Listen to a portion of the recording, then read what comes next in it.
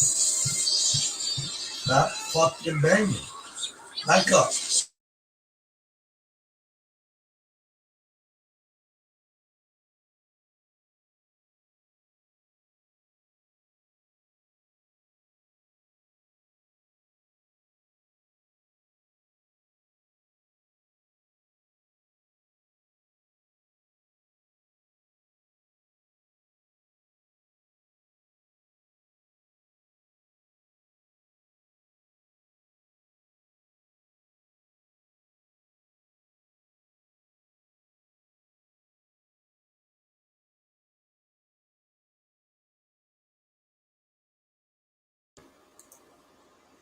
The views and opinions expressed in the media or comments on this channel are those of the speakers or authors and do not necessarily reflect or represent the views and opinions held by this channel's broadcaster, which is me, Diva Divine Light.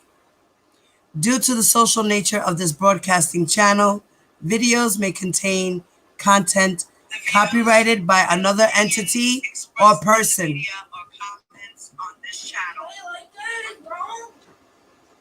This channel's owner claims no copyright to said content. The broadcaster of this channel cannot be held accountable for the copyrighted content. The broadcaster of this channel is a messenger and sharer of information and strives to verify, but cannot warrant the accuracy of copyrights or completeness of the information on this channel. If you have a complaint about something or find your content is being used incorrectly, please contact me, Diva Divine Light, the broadcaster, prior to making a copyright claim. Any infringement was not done on purpose and will be rectified to all parties' satisfaction. And that is my content disclaimer for the live.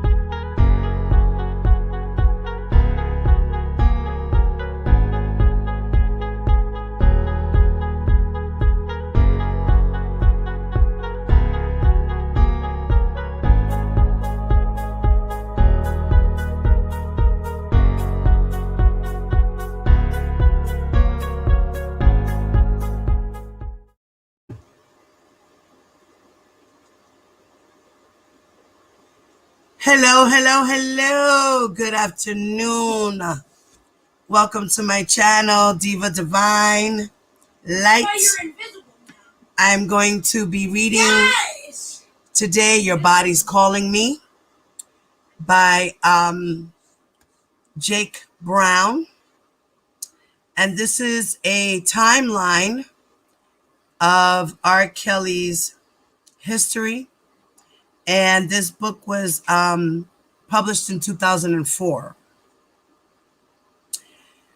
And it's a unauthorized biography. And it talks about his love, music, sex, and money. Let me shout out to everybody who's in here. Sunny, what's up, mama? I left my email address there for you in the chat.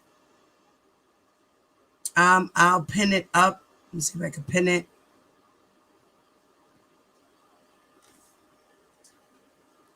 And you're very welcome, Sunny. Hello, good afternoon, ladies. Sunny B in the building. Angie Walker, what's up, sis? Bad Angel, what's up, baby girl? Good afternoon. Nikeli, what's up, mama? How are you, cutie pie? Mom Life, what's up, baby? I miss you, baby. How are you? And Danny, what's up, Danny? Tina, hello, hello, hello. Hello. What's up? What's crack-a-lacking over there on Facebook? I'm on Facebook and YouTube at the same time, guys.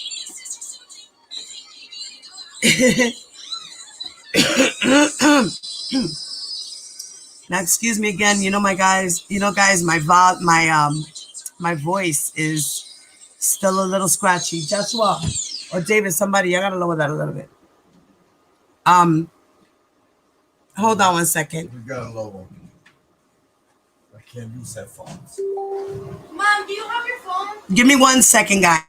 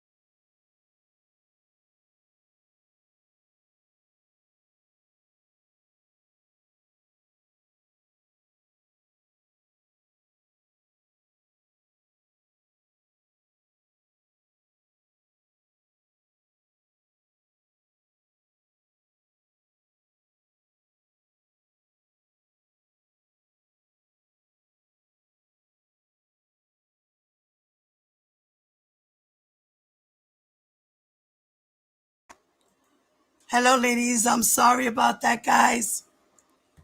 Vanetta, hello. Diva Time, hello. Rockin' Robin, hello. Unique, what's up, mama? Danny, Jacob, what's up, baby?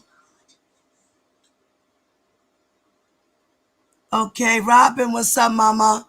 Sorry about that, guys. I had an interruption. I had a call. Yes, so we are going to get started into this book. My voice is a little hoarse, guys. I need to grab a water and suck on my lozenger. All right.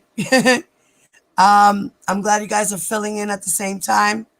Give me a moment. I'll be right with y'all.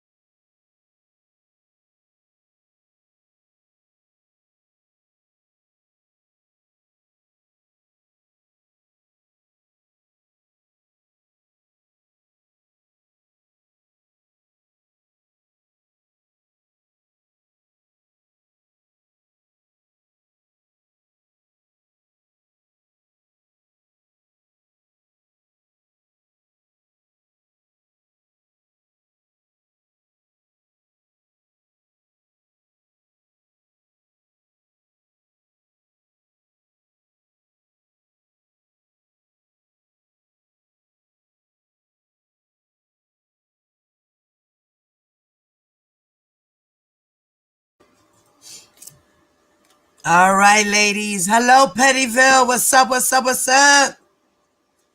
Once again, Diva Time, Unique, Angie. Hello, ladies.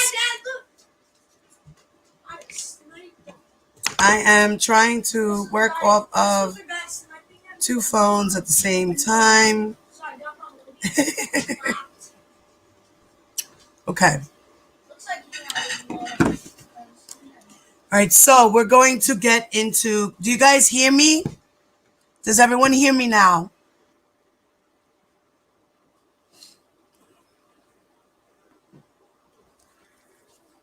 Does everybody hear me? Give me a thumbs up if y'all hear me. To my Facebook people and my YouTube people. Let me know if you guys hear me now. If not, I have to check my mic. Please give me a thumbs up, guys. I don't want to start reading and then y'all don't hear me.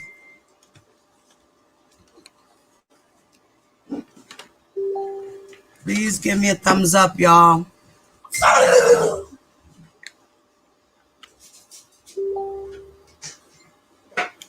Okay, you hear me. Hello, Truth Strong. What's up, mama? Okay. Okay, guys. Yes. Hi, Carol. How you doing, mama? What's up, baby? Of course. Of course I get killed. Okay. Ty, what's up, mama? All right, so now that all of us ladies, Flawless, what's up, baby? All right, guys. Latanya, what's up, mama? Hi, beautiful. I'm letting all you guys jump in. My Facebook people are slowly crawling in as well. It was you that killed me. It was What's you up, that what's killed up, what's up? I'm glad that I can do this at the same time. So my people on Facebook can start trying to subscribe to me as well. And also, we have friends over there. So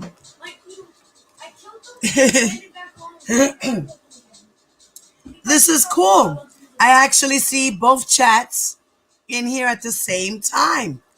This is awesome. Okay. All right. Now let's get started here. Now, this book is The Straight Down Low, a revealing and controversial expose about the decades of the number one R&B star. In Kelly's distinct sound has an ability to blend cutting edge, streetwise hip hop music and storytelling with smooth love songs. His role as collaborative composer and producer with other artists expanded outside of his R&B genre, reflecting the diversity of his talents as he created hits for many of the world's biggest pop stars, including Michael Jackson, Celine Dion, Notorious Big, Puffy, Janet Jackson, Toni Braxton, Mary J. Blige, Nas, Maxwell, Kirk Franklin, and Casey and JoJo. Now, in this book, Your Body's Calling Me, the story of the life and times of Robert R. Kelly by the author Jake Brown explores the past of R. Kelly in the hopes of uncovering the truth behind his celebrated yet conflicted life. All right, baby. That's fine, Latanya.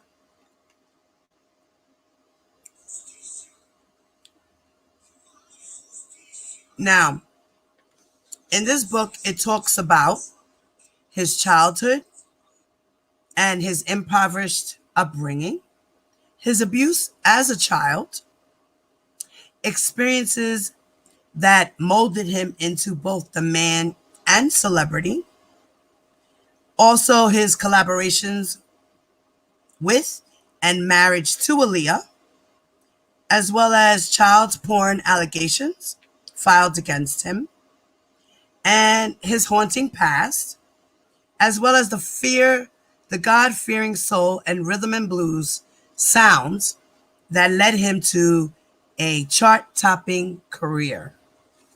I got to put on my light. It's getting dark. I can't see.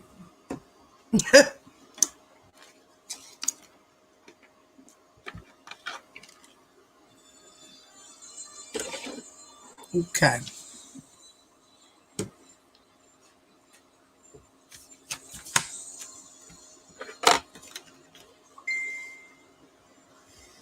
Now, now we all know that R. Kelly is a musical genius and that he racked up numerous top 40 and top 10 smash hits in Billboard's top 200 list. His music has topped Billboard's R&B album and adult contemporary, Hot 100 singles and albums, and the R&B hip hop charts.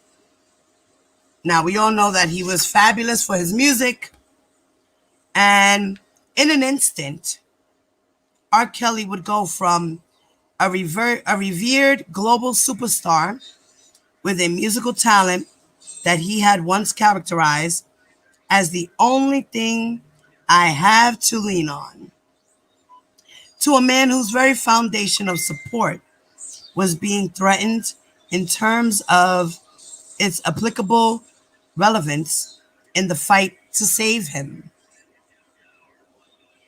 Now, we all know that the embattled R&B star R. Kelly was arrested on a fugitive nationwide warrant issued as he was preparing to leave a rented vacation home where he had lived for more than a year with his wife and 3 children, charged with 21 counts of child pornography.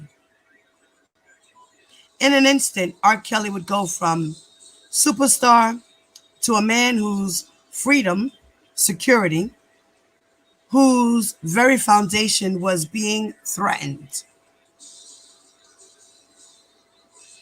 So now in Your Body's Calling Me, it reveals all the details about how R. Kelly became the Prince of Pillow Talk and how the title would come back to haunt him again and again and again.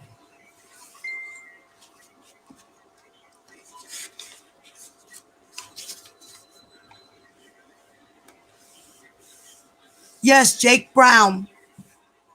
It's by Jake Brown.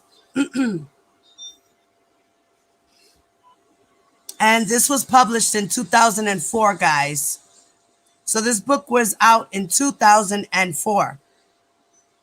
And I found it on Amazon.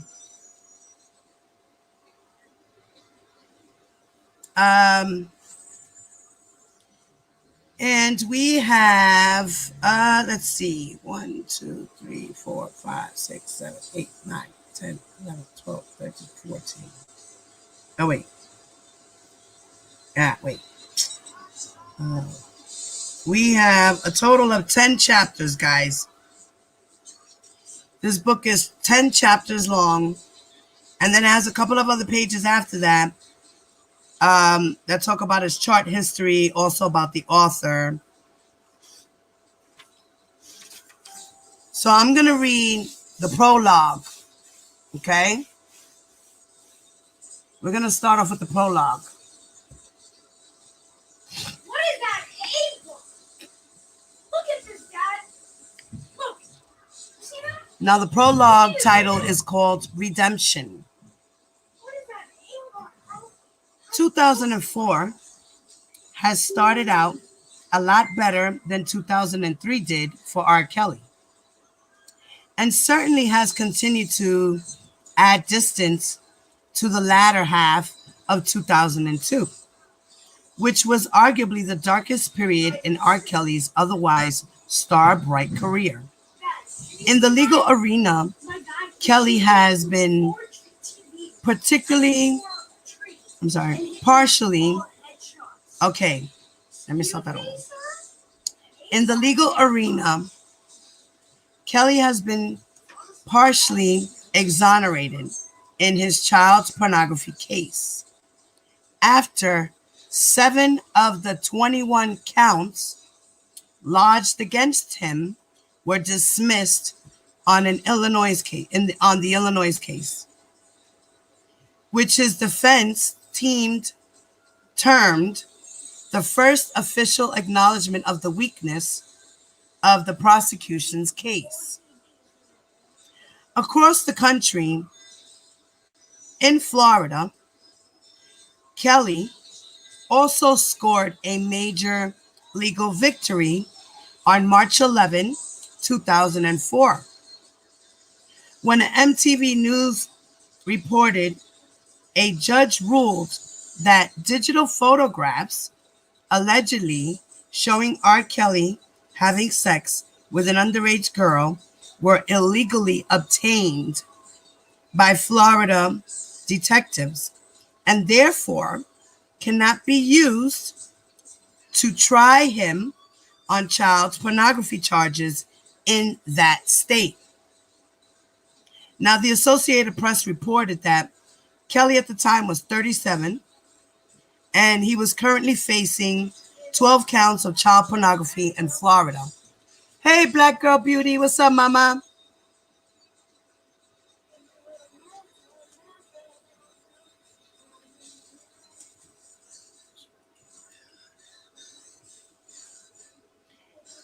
Now, it also says that 12 counts of pornography in Florida, where deputies seized a digital camera wrapped in a towel in a duffel bag during a June 2002 drug raid of his Davenport home. So originally what happened in 2002 was that they went to go pick up R. Kelly, but what they did was they went over to his house originally for a drug complaint.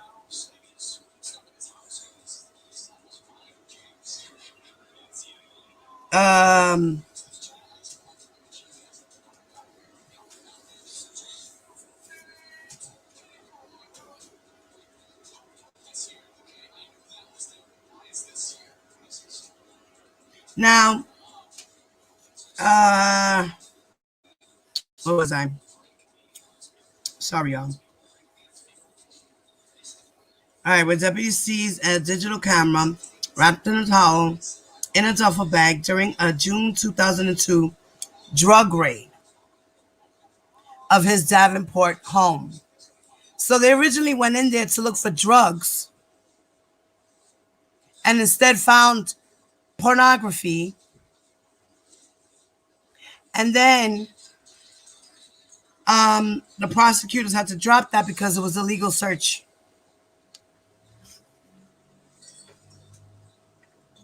So it says, if prosecutors do not appeal the March 11 ruling, they would have to drop all charges against Kelly in Florida.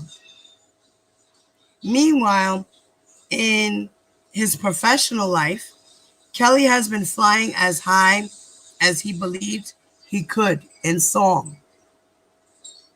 On the charts, on tour, in award nominations, and even on Broadway. In the spirit of his fighting mood, R. Kelly started this year out in negotiations to score the Broadway musical based on the Sylvester Stallone classic Rocky, which won Best Picture at the 1976 Academy Awards. Even more at odds with the media portrayal of Kelly in the press, over the year prior, the controversial singer was nominated on January 18, 2004, for an Image Award for Outstanding Album. In addition, he won the 2004 Quincy Jones Award for Outstanding Career Achievements in the male category for Chocolate Factory. Kelly's legal team and record label have managed to harness the media hype surrounding the charges between 2002 and early 2003 into a lightning bolt that kept shocking fans as the mountains inevitably wore on, not with more tabloid stories, but rather with smash hits and critical accolades surrounding the release of Kelly's latest solo offering, The Chocolate Factory, which sold 532,000 copies in its top 10 debut week, and which remains in the Billboard Top 40 for the entirety of 2003. It was a brilliant public relations strategy, giving the public a light other than controversy in which to view Kelly. A familiar light that made him shine to fans like the star they had embraced for the past 14 years. Kelly hadn't reinvented himself. Rather, he reinvented the focus of the media coverage surrounding him, from speculation over the charges against him to matter of fact, across the board, praise over his talent. Kelly's lead single off his latest album, Ignition, had been his biggest hit in years, arguably since I Believe I Can Fly, a number one smash on both the Billboard singles and R&B charts. The song was also aptly titled for the intention R. Kelly had with it to jumpstart his career, where the legal charges against him had stalled it a year earlier. Not only did Ignition get luck going for Kelly in a different direction than it had been heading, the song also reminded the prosecutors of exactly what they were up against with their pursuit of the performer. Not only was he winning the public, example, his potential jury pool, back over, Kelly was being aided in his quest by the presiding judge in the case, who had granted him a wide array of legal latitude in the course of rehabilitating his public image. In addition to allowing Kelly to leave the state of Illinois for video shoots to support the release of his album and radio singles, example, his image rehabilitation.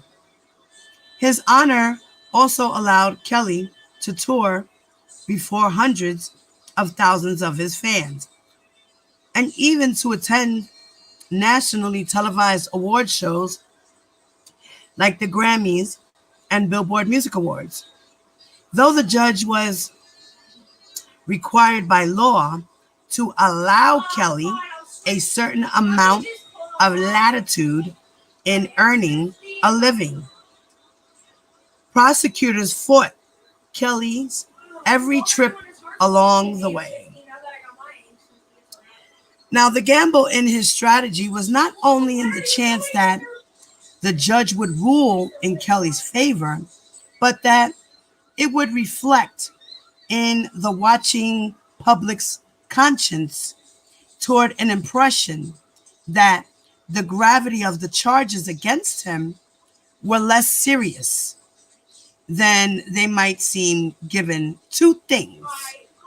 A, that R. Kelly was doing a successful job of battling the allegations against him in the public image arena, and B, that the presiding judge, who could very well sentence Kelly to multiple years in jail upon conviction, was helping the performer in his attempts to better himself to potential jurors.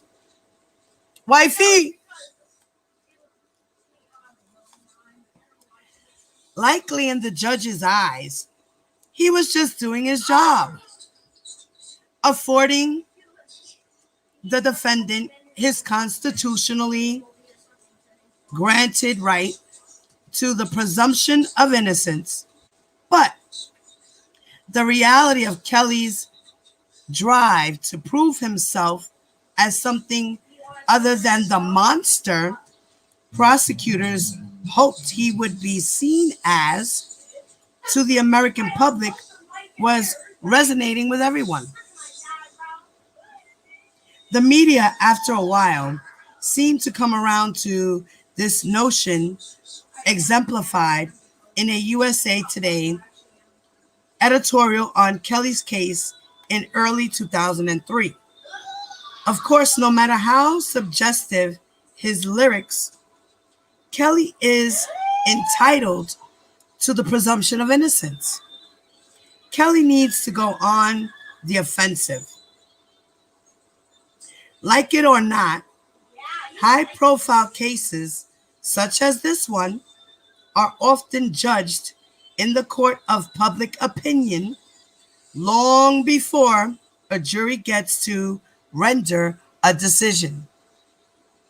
The performance success over the course of 2003 reflects a well-oiled machine working behind the scenes to make sure, what's up, Ozzy?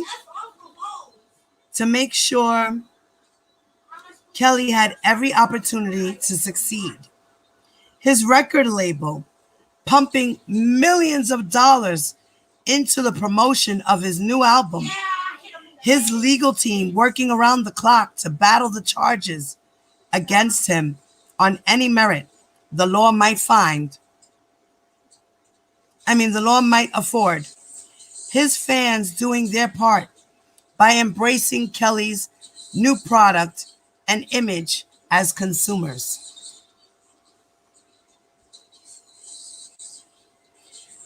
Kelly was operating on a tightrope where the balance was ironically maintained by the fact that he had everything to lose and everything to gain, all at the same time.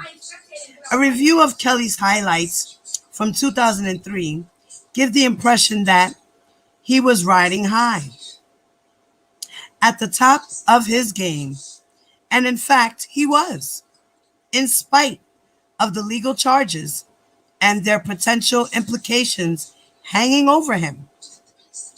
What motivated Kelly most seemed to be the fact that he stood to lose not only his freedom, but everything professionally that he had worked for, leading up to the point where he faced the reality of losing both. Perhaps one was worthless to him without the other. Ty, you can't see some people, mommy, because they're on Facebook. I'm going live on 2 channels, Facebook and YouTube. So if you hear me saying some names that are not in the chat on YouTube, I'm saying hello to them on Facebook. I'm trying to get some of my friends from Facebook to join me on YouTube and see what I do. Because sometimes they do watch me, sometimes they don't. I think it would just be cool if they caught me live and were actually interacting.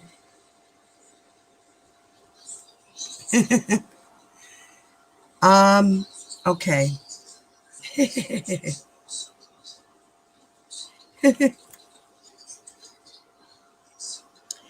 All right. Where were we?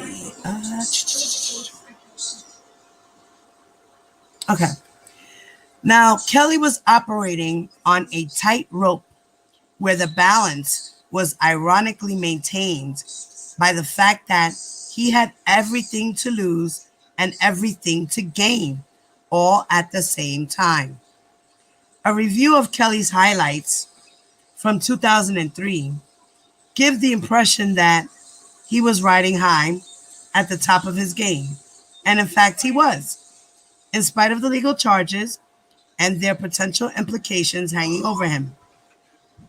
What motivated Kelly most seemed to be the fact that he stood to lose not only his freedom, but everything professionally that he had worked for, leading up to the point where he faced the reality of losing both.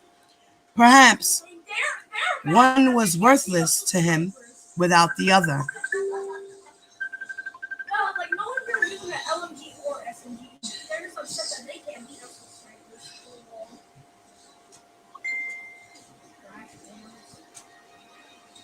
I knew I should have. Okay. I really should have discontinued using my S250. Sorry, guys.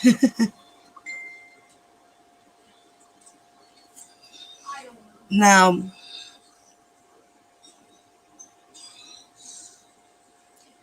it says, in either case, Kelly was motivated and the industry seemed intent on rallying around his cause. Not only did his peers largely suspend any vocal speculation in the press about his potential guilt, one way or the other, Despite the existing reputation Kelly had on the subject, they also sought him out in collaboration after collaboration. This latter point is remarkable. This latter point is remarkably important because of the reality that each artist who associated professionally with Kelly risked potential damage to their own career if their fan bases didn't approve. That they chose to proceed in spite of this possibility illustrated the extent of their confidence in either Kelly's innocence or his ability to overcome the adversity of his legal troubles with good, old-fashioned talent. As Suge Knight once wisely proclaimed in an interview with The Source, as long as there's money rolling in, the industry will deal with you.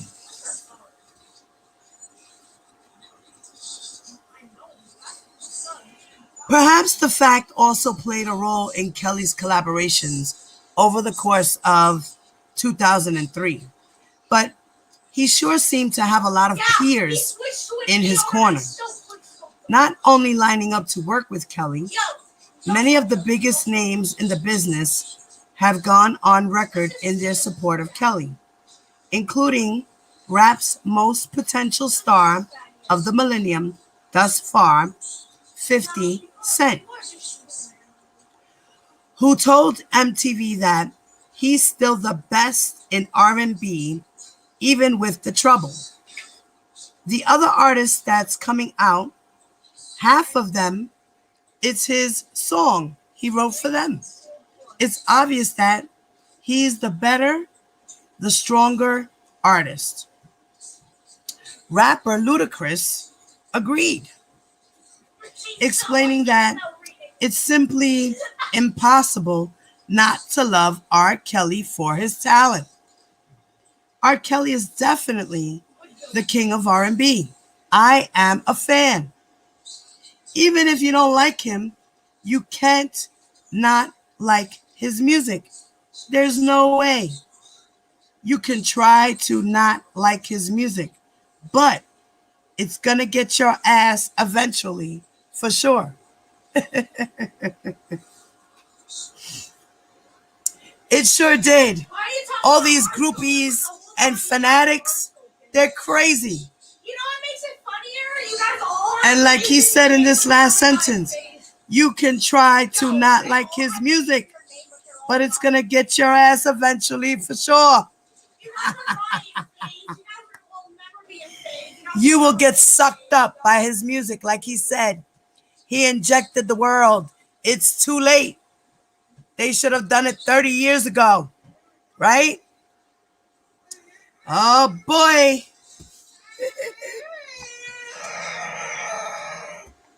Give me 1 second, guys.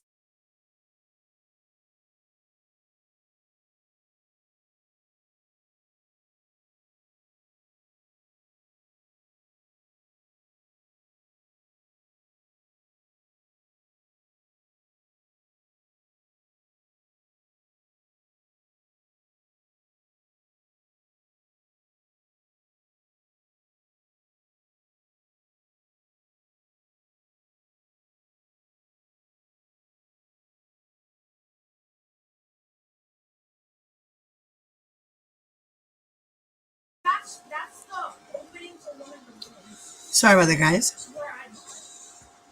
Heavyset rapper Fat Joe gave a more impassioned endorsement of Kelly, pointing out that fans can't I can't even say the word. Differentiate blah, between R. Kelly, the performer, and R. Kelly, the potential criminal. Once they choose his music over the speculative hype, proclaiming that He's the best. If you love music, you love R. Kelly. I just heard the remix to Ignition. It's phenomenal. Can I get a toot toot? Can I get a beep beep? I was like, oh my God. What is this? That's the thing, man. The R gives you that, man. And that's what Fat Joe said. Now, Bad Boy Records and Sean John Clothing CEO Sean P. Diddy Combs was analytical on the matter of Kelly's resilient popularity, both within the industry and among music listeners, explaining that for him, and likely for millions of others, it's a matter of giving Kelly the benefit of the doubt until the facts proven otherwise. Even in light of the graphic nature of the evidence against him, when I saw the joint, I was like, whoa. I mean, the first couple of scenes, my man was a straight porno star. Then, as it got towards the end of the tape, it was like, woo, woo, woo. But you don't know unless you were there. We have to wait till the truth comes out. I just pray for him that he has a brighter day coming. I ain't going to abandon him. And that was the words of Sean Combs. In the meanwhile, that seemed to be the general sentiment throughout the industry. So most of the industry was like, I'm still standing behind him no matter what.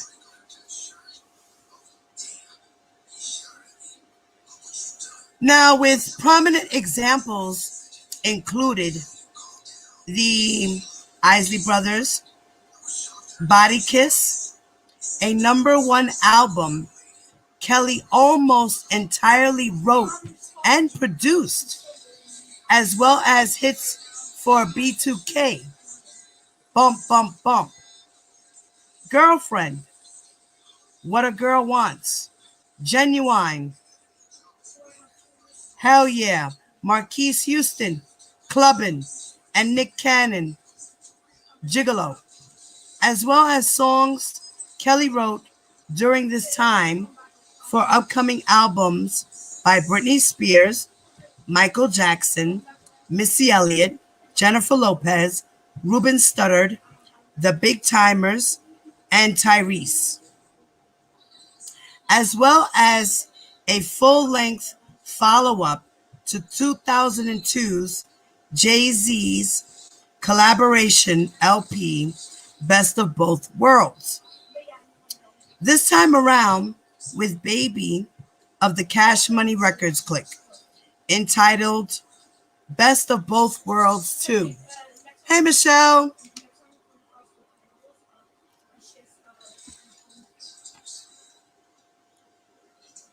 Not bad for 12 months. In the award show category, Kelly fared equally as well, taking home 4 Billboard Awards, where he also performed live with Step in the Name of Love, attending the BMI Urban Awards in Miami in August, and racking up 2 Grammy nominations, but it was in the live arena where Kelly made his biggest splash over the course of 2003. Over loud protests from prosecutors, Kelly was permitted by Judge Vincent Gahn to embark on 2 separate legs of his Chocolate Factory tour, speaking directly to hundreds of thousands of his fans and padding his bank account with millions of dollars, likely to go directly to his legal team's round-the-clock battle to exonerate the superstar. Kelly's first leg began in the summer, taking him to the Oakland Alameda Country Arena in Oakland, California on August 15. The Great Western Forum in Inglewood, California on August 16. The MCI Center in Washington, D.C. on August 22nd. Madison Square Garden in New York on August 23rd. And the Phillips Arena in Atlanta on August 28th, while the second leg commenced in October across the South and East Coast, hitting Houston's Toyota Center on October 25th. The New Orleans Arena on October 26th. Philadelphia's Wachova Center on October 31st. And Hampton, and then Virginia's Hampton Coliseum on November 1st.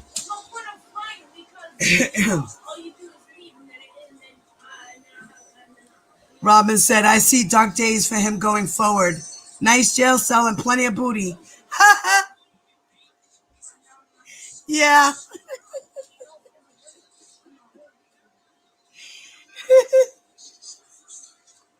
Erin, Venus, Tahari, what's up, mama?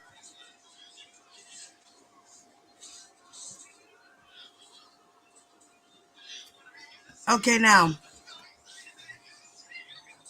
on November 1st, seeming kinetically in touch with his audience, Kelly, on one date at New York City's Madison Square Garden, told his sold-out crowd that my fans have given me so many hits.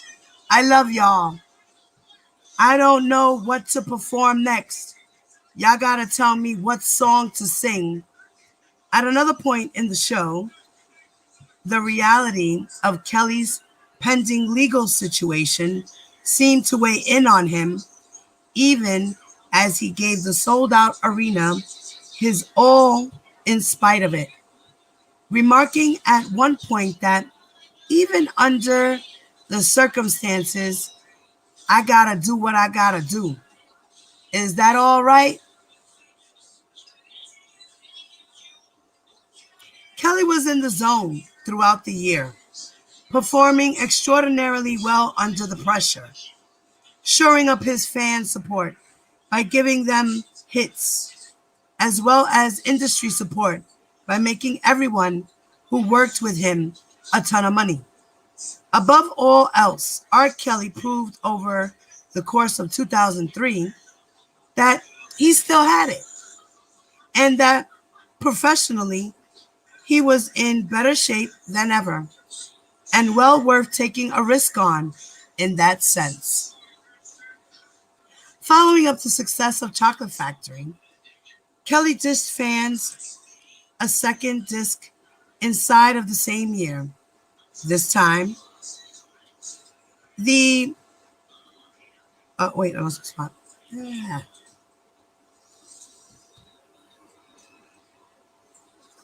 The R in R&B Collection Volume 1, released October of 2003, featuring yet another single, Toya Toing, which of course became an immediate chart-topping hit.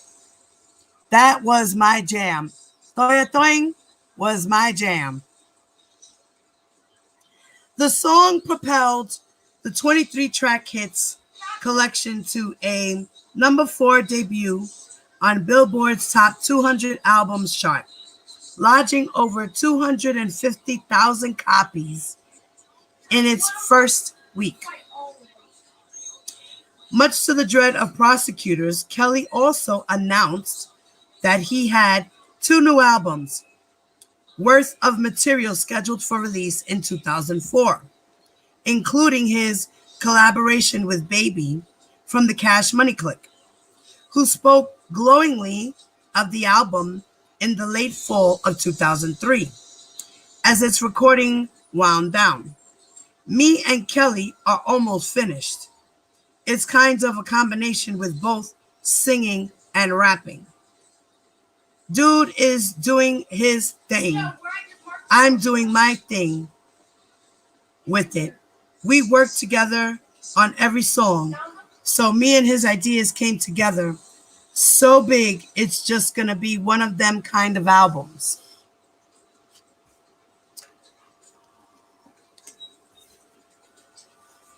The duo got along so handsomely that they also co-wrote a screenplay for a movie, Eye Contact.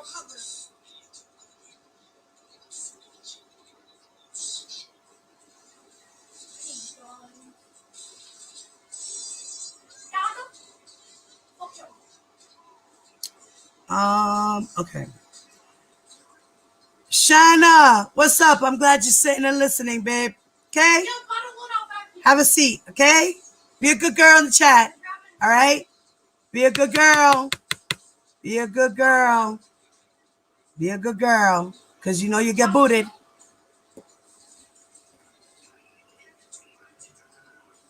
Another one in this corner.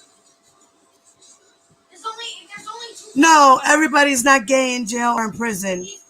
But a lot of them wind up doing a guy or letting a guy do some fellatio. You know, it happens. Especially if you're in there for a long period of time. You know, we all have needs. And somehow these needs have to be met. So if a man has to bend over for another man, that's just what it is. Girl, go sit down. Jess! Yeah, exactly, Ty. Listen, don't talk. Thank you. Thank you. Now, okay, so the duo got along so handsomely that they also co-wrote a screenplay for a movie, Eye Contact, which they began shooting on location in Miami and Chicago in late 2003. By putting himself back, I'm going to look for this here. It's a key factor here. I got to check this out. Okay. By putting himself back on top of the charts, Kelly lifted himself above the controversy surrounding his legal situation. He gave his critics and fans alike something else to talk about. His remarkable musical talent and indomitable ability to raise everyone's spirits, including his own. Both the songs from Chocolate Factory, released after he had been formally arraigned and charged on charges. And the new material off Kelly's greatest hits collection were bold and proud, unapologetically sexual. Example, exactly what Kelly's fans needed from the performer, and receptively what he needed from them in terms of their embrace. Y'all showed me so much love, the success. It's because of my fans. Y'all supported me through the storm, and I'm going to keep on giving it as long as you want it. America is a forgiving public, especially for societal relevant or beloved celebrities. Those who aren't 15-minute famers, but whose fame is byproduct of their positive contribution to real people's everyday lives. This is especially true with musicians, actors, politicians, the types of public figures whose actions change people's lives on a mainstream level for the better. My voice is so scratchy, guys. I'll land with you somewhere here.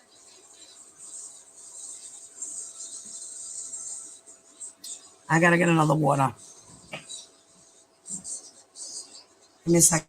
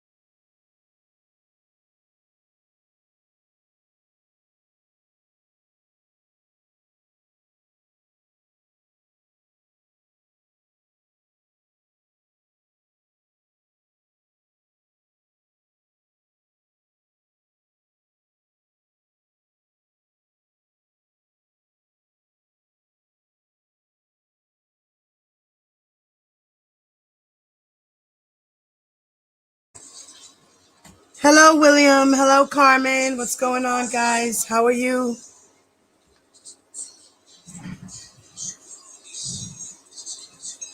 Passionately gangsta. Karen Johnson, what's up? What's up, ladies? Down one. Okay. I'm back. Sorry, guys. I had to get a little bit of water. I'm a little parched, y'all. So I can finish reading this book. You hear me now, William? Okay, good. I'm glad you hear me, William. All right. Where was I?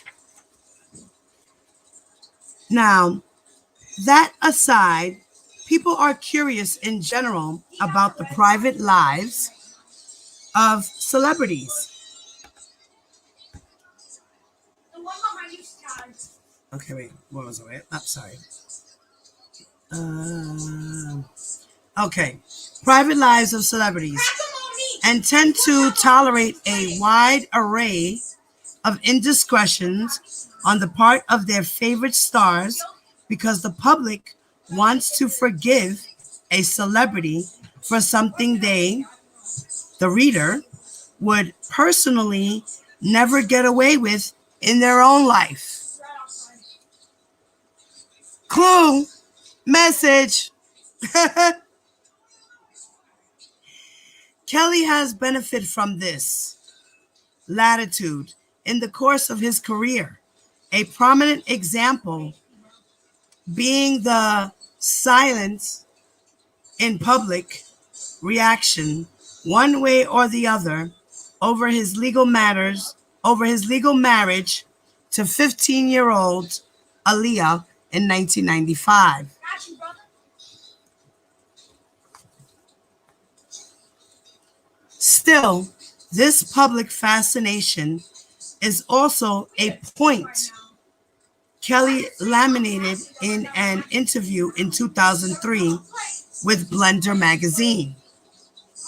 Every time I play, my teammates play it like this. Yeah, After the downside of public curiosity every time I play my over a celebrity in the art if they want imitating life versus life imitating art, work out the team to win.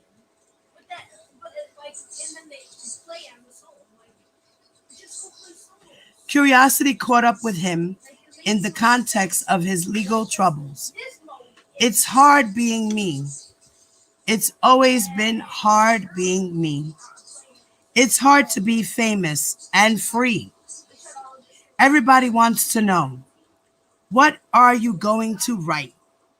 People assume that what I say in a song shows what kind of person I am, how good or bad I am. The American public forgave Bill Clinton's personal indiscretions because his political management of the economy was so positive for the country in general. Because the allegations against R. Kelly are personal in nature, he has been given a professional reprieve until such time as his trial exonerates him in the way his fans already have. A Chicago Tribune article echoed the latter, quoting B96 program director Todd Kavanaugh pointed out that Kelly is not the first celebrity in recent years to weather a sexual scandal. People like President Clinton paved the way. Right now, he's innocent until proven guilty.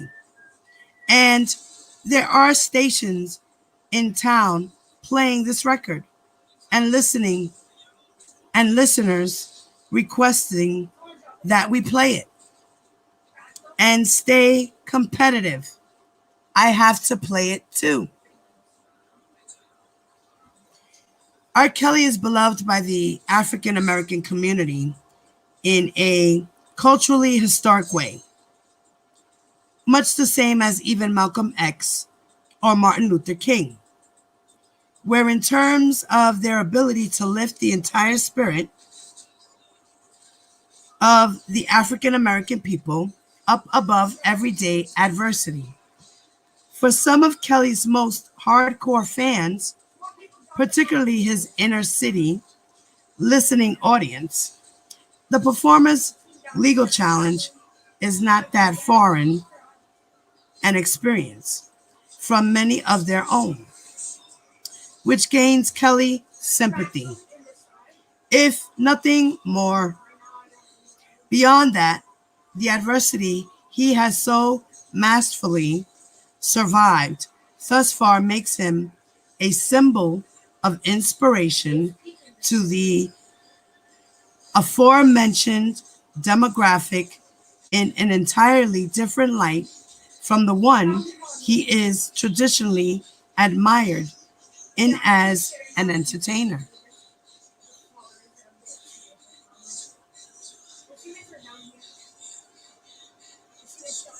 Now, using the same line of defense that President Bill Clinton did in his televised 1998 confessional regarding his sexual affair with intern Monica Lewinsky, Kelly has gone out of his way to point out in interviews that his private life is a human one, just like any of his fans. In that context, his mistakes are easier to accept because his listeners, to some degree, are prone to view him not as a larger than life superstar, but rather a regular person with real problems.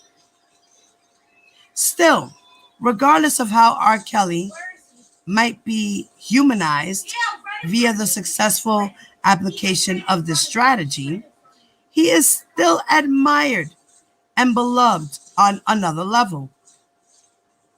Because R. Kelly has lifted his fans above their everyday problems for years.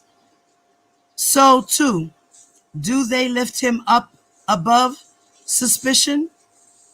At least for the time being, with Kelly aiding in this process by giving fans his best new material in years.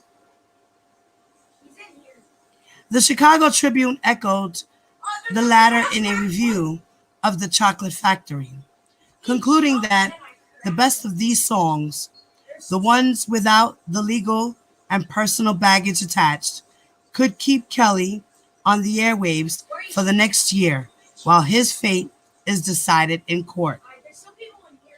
For those who continue to support Kelly, separating his legal affairs from his musical genius will be a must in coming months. With Chocolate Factory, Kelly is forcing his fans to choose: Buy Me, the album, The Remorse, The Alibis, or Abandon Me. His fans have obviously chosen to stick by the singer.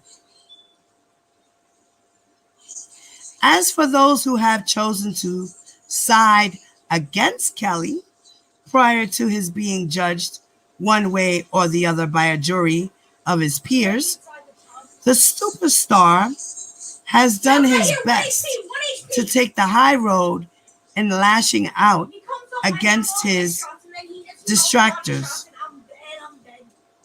telling Blender magazine in 2003 interview that, and I quote, "People can say whatever they want about you without knowing the facts.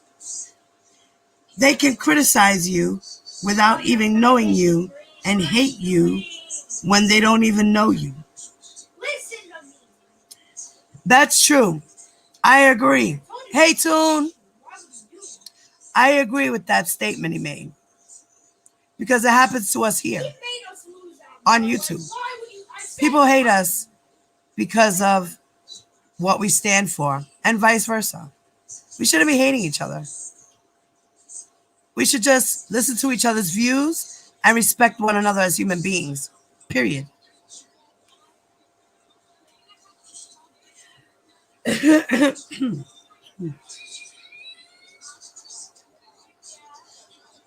Now, whether the wave of fan...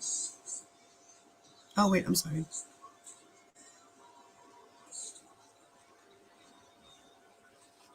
Okay. By focusing on his existing fan base and expanding on it with after hit, Kelly has effectively forced a massive change of tide in general public sentiment that will inevitably bleed over into the legal arena in terms of its effect on potential jurors.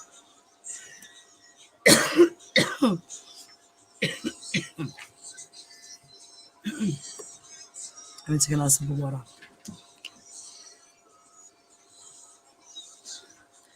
Oh boy. Woo.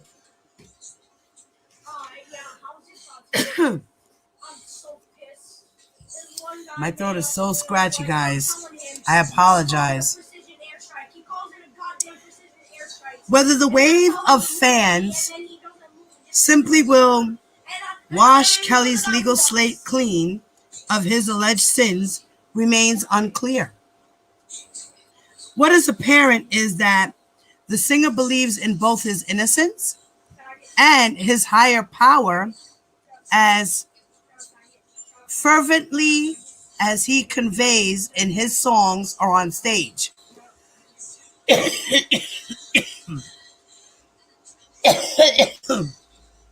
Damn.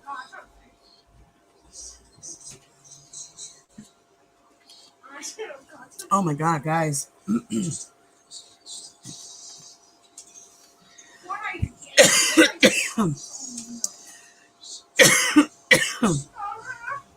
My shit is burning, y'all. William said he thought he was to jail when he dropped that Chocolate Factory. Yeah, exactly, William. He thought he was going to jail. He thought he was going to jail when he dropped that Chocolate Factory album. That's what we're talking about right here. He thought that that was supposed to, persuade his fan base to still love him and appreciate him and forget all the allegations and to let people know that his life is his life as a human being. You shouldn't be worried about him. Yeah, I got it. going to jail. I agree. That's true. That's what this guy, this author is saying right here, right now in this book. This is the prologue. I know, Mama. Thank you, baby. I'm trying my best. I gotta keep up with things too. I want to take a little break for a couple of days just so I can. So I'm gonna leave you guys hanging with this book for a couple of days, so that then I could come back and continue it. And anything else that I decide to come to discuss issues with you guys about.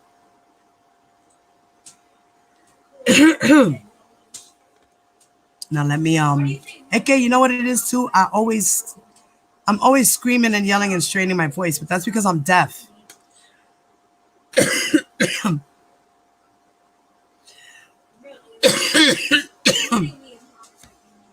Exactly, Ty. He should have gone to jail, because then there would be less victims. It would have just stopped at Aaliyah at least up to Rashonda. You know what I mean? And then from then on, it would have stopped. There wouldn't have been a Deronda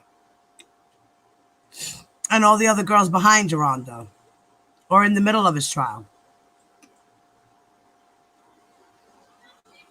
Okay, William says that I believe he did all that stuff, but I still love and listen to his music. You're not the only one. I can listen to some of his music. I just don't like listening to his real raunchy music that I know that was probably meant for a little girl. Like Your Body's Calling Me. Like, that's not happening. Angie said, I don't see how people drink for fun. I done hit whatever kind of brown liquor in this man's cup, and I'm hearing and seeing things. Girl, Angie, what are you doing? Yes, I'm deaf, Tiva. Yes, Angie, I'm deaf. I'm deaf in my left ear. I can't hear out of my left. That's why I talk loud. So if you ever see me in person, it's going to seem like I'm yelling and screaming, but it's because I'm deaf. Right, William? William knows. He's been with me. How long have you known me, William? We used to go to school together. How long have you known me, William? I think we've known each other since we were what? In third grade? So, yeah, I'm deaf, guys. I'm deaf. I'm deaf, y'all. I'm deaf. So that's why I'm always screaming and yelling. William said, I saw that piss video, and yo, you can't tell me that wasn't him. A lot of us have seen that video, and a lot of us know that is him. But some of his fan base just don't want to see it. Yeah, fourth grade, right? Yep, we've known since the fourth grade, y'all.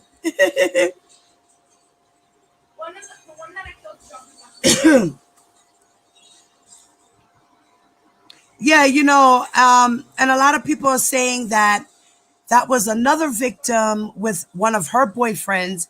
It wasn't really R. Kelly in the video. Girl, you kidding me? Disabilities don't stop me. Girl.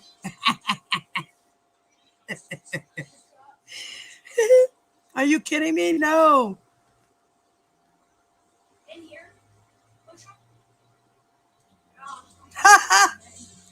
Unique. Well, I actually have a legitimate reason of why I speak so loud. I can't help it, guys. I'm deaf in my left ear.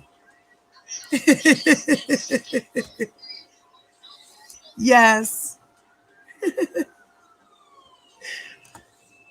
So now, whatever the wave of fans' sympathy will wash Kelly's legal slate clean of his alleged sins remains unclear. What is apparent is that the singer believes in both his innocence and his higher power as fervently as he conveys in song or on stage. One thing therein is sure, that while pundits debate over the extent of art imitating life in terms of the sexual content of Kelly's music versus his personal life, his religious conviction, also prominent throughout his music, is not part of his act.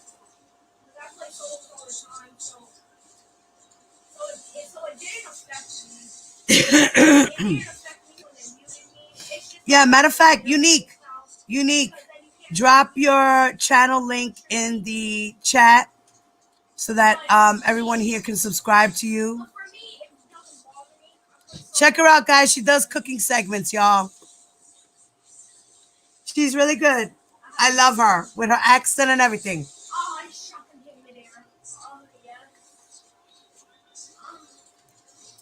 She's from the UK.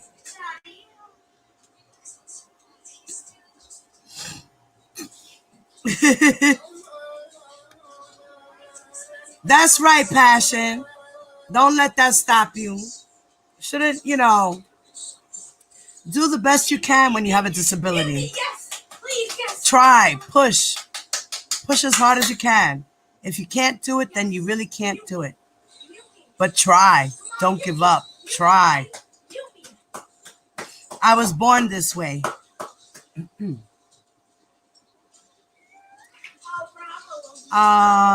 Okay, William says, bullshit. That was damn sure him. And yo, I'd be embarrassed if I was him. If you remember, he couldn't perform right in that video.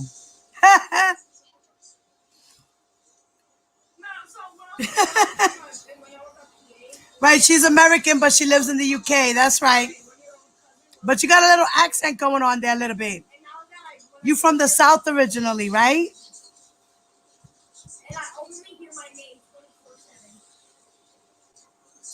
That's right, Ty. Never ever give up.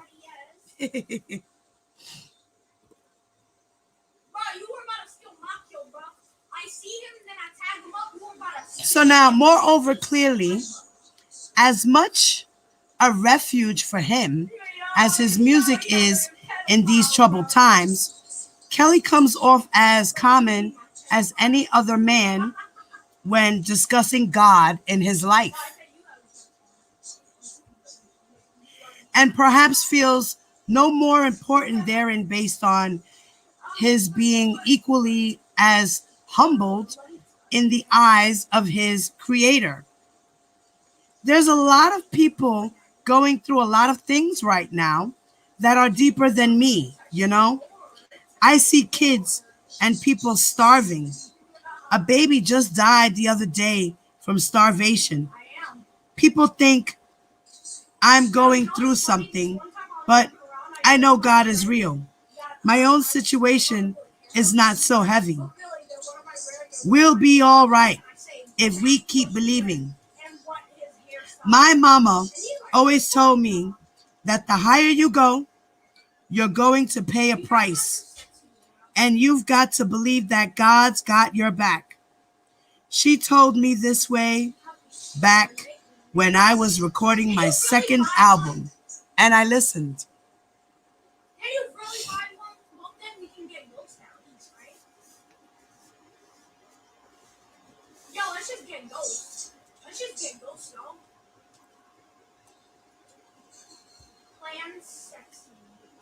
Okay, man.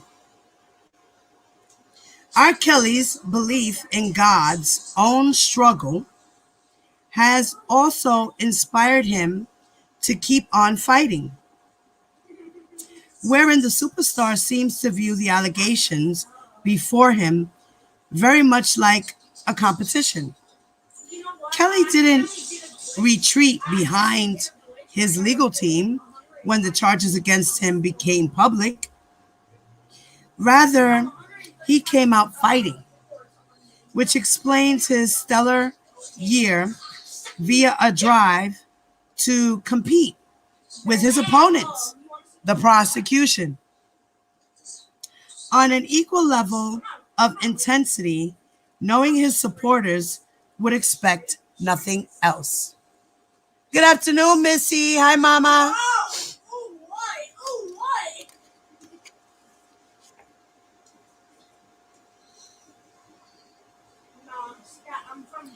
If you tell me on the court that we've got an hour to make a basket, I'm going to make my time. But if you tell me the pressure's on, tell me I've got 2 minutes, then I'm going to focus. Everything's like that with me. When I have a little pressure on me, my passion starts to feed my talent. When you're a celebrity at my level, the game gets harder. I'm in life's boxing ring. I go in there expecting to get hit. You don't train to get in there and not get hit. You take the punches. So I'm taking a few punches, but I can't think this is going to knock me out. I can't think like that. For Kelly, being in demand, whether by the law or his fans, makes no difference in the context of his motivation to come out on top. I'm at my best when I'm wanted, and I'm no good when I'm not. Oh God, that's a whole narcissistic line. Girls. Did R. Kelly really say that? Lord. He is a true narcissist. Boy, I tell you. Lord have mercy. He says, that's my kryptonite. That's my kryptonite when I'm not wanted. The fans showed me a lot of love this year. Kelly has without a doubt been an Iron Man this year with a cape on his back. Not a Superman, but a superstar. The performer may have benefited from his adversity, if only in the sense that it brought both he and his fans back to the basics in terms of why Kelly became a legend in the first place. His talent.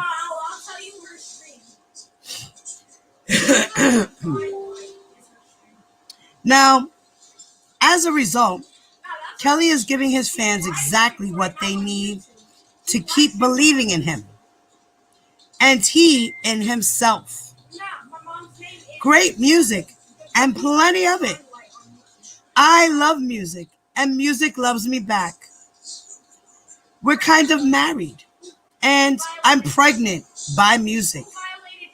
I have 3 to 4 years worth of work you've never heard in the vaults. I've come up with at least 20 to 25 albums. Hey, Audrey. You know what? You ain't lying, Passionate. I think 65% of the world is too, girl. It's scary.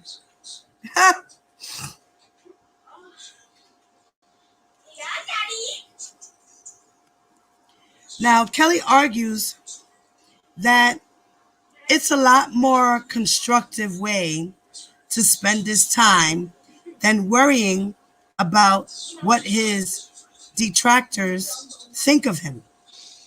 I'm always in the studio and stay busy with my music. What's the sense of hearing a lot of lies and rumors about yourself? Kelly's rationale for keeping focused on music rather than distracted by the controversy surrounding his case ultimately has less to do with how that focus might benefit him in the commercial arena and more to do with celebrating life in the fullest as long as he's permitted. By God, the law, or anyone else. He seems to believe that his fate is out of his hands and in those of his Creator, who has given him so much in life and at the same time taken so much from him in the process. Example, his stardom versus his beloved mother. By investing his money in the best lawyers, his faith in God, and his creative energy in producing the best music of his career, Kelly may very well survive the storm he faces, parting those dark clouds with his own hope. Along with that, he has inspired in millions of others over his remarkable 14-year career. In the end, Kelly clearly believes his forthcoming judgment day will not be first or his last, rather just another test of his faith, which appears stronger than any superficial, example, mortal conviction that might befall him. I was raised by my mom and taught to love people of all colors, all classes, wanting to be around people and have fun. She sang. We were like best friends. She knew she called me a genius, you know? The same thing any mama calls her son, whether he has a gift or not, really. But she was always thankful for the gift of life. Therein, I have to think good. I'm a good person. Good people think good. They think positive. That's why they do good. Whether the jury's interpretation of the evidence against Kelly will come down to his motive, a crucial part of determining guilt or innocence in any criminal case. Kelly's intentions, we have to assume, were not to harm or take advantage of anyone. Anyone who has viewed the tape from which these allegations arose can see that Kelly meant to capture himself in the act of sex. This is not such a surprise, given his reputation, commercial image, and lyrical content for almost 15 years in the business. Kelly enjoys sex, just as the rest of us do. It is human, just as he is, and as mistakes are.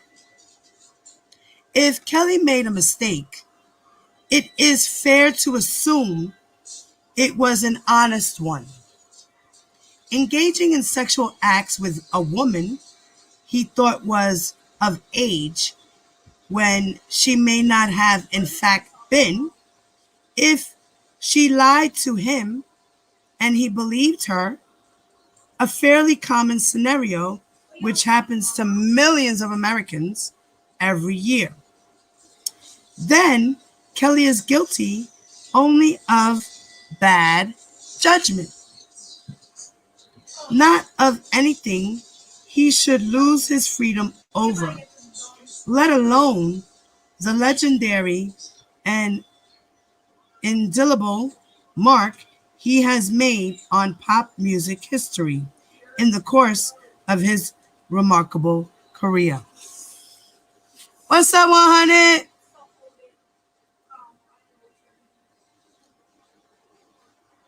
What's up, 100? Audrey, again, why do you not have your wrench? Were you on another channel or something? I don't get it. Why is the wrench gone? All right. Audrey, type in the chat, please.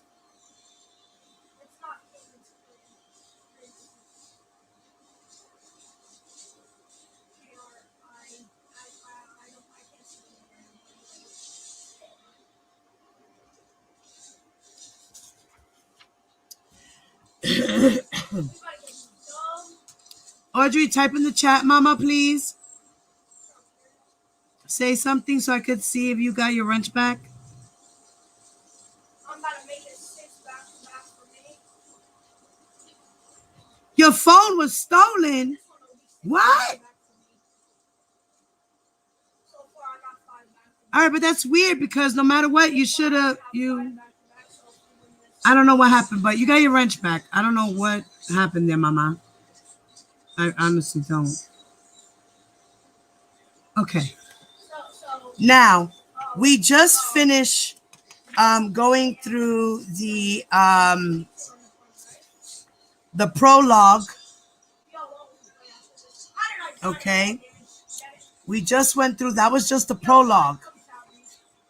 Now, supposedly this guy, Jake Brown, Jake Brown, he dedicated this book to the crew. Chris, Drew, LaShawn, Alex, Adam, and Mateo. So whoever his crew is. And this guy, Jake Brown, used to work with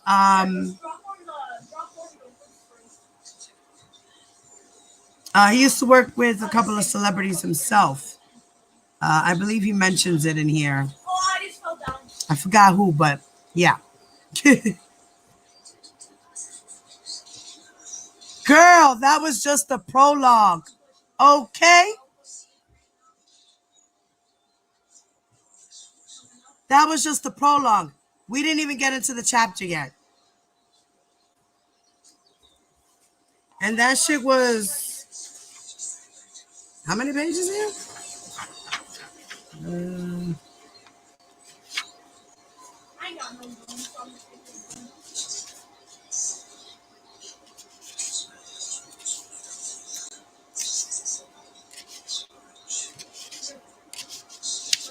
18 pages we just read.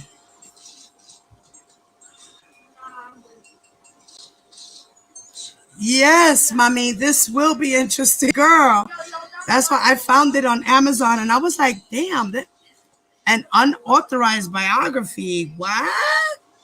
By Jake Brown. I was like, let me cop this one and see what this is about.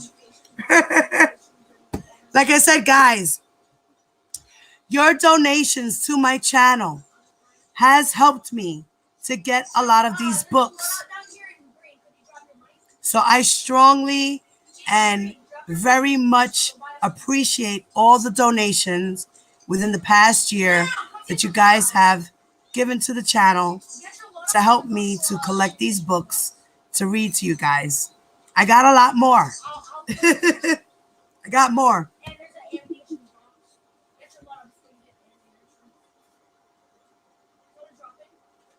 You want to listen to a song? All right, you know what? I'm going to break y'all into a song. I'm going to play just because we are in the R. Kelly zone. I know some of you ladies don't like R. Kelly, but we're gonna give the man a minute for his music. And I am gonna take a quick break, mommy. I am. I'm gonna give we just read 18 pages, so yeah. Let me take a break.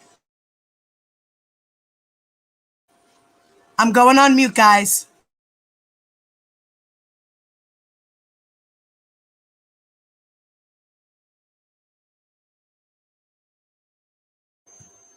Maritza, what's up, baby?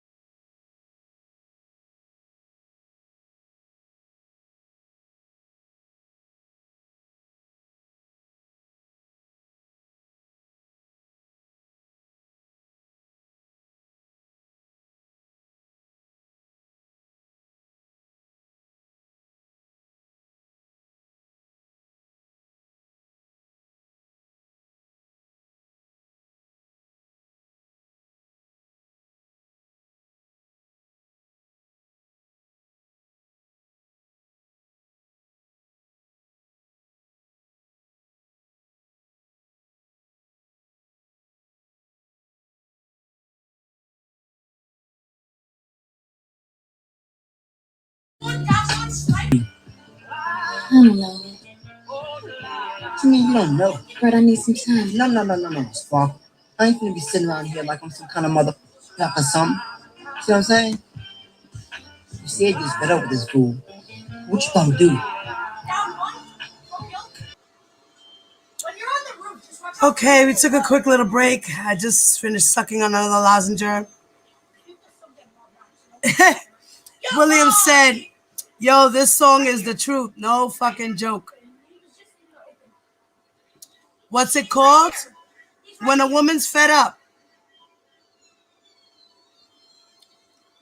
Mommy, Danny, the ladies, we're on YouTube. If you want to join in the chat on YouTube, you could come over to YouTube if you want, Mama. You too, William. You can follow my link. Let me see if I got it here. Wait.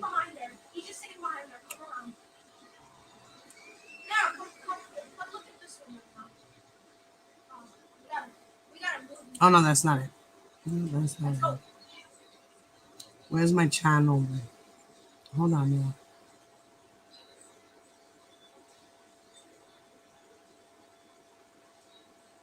Oh.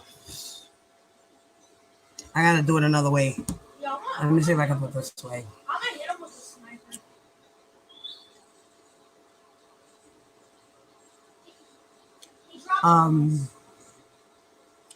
Yeah, if you guys want to come over to YouTube, come to my YouTube channel, and you can join the chat.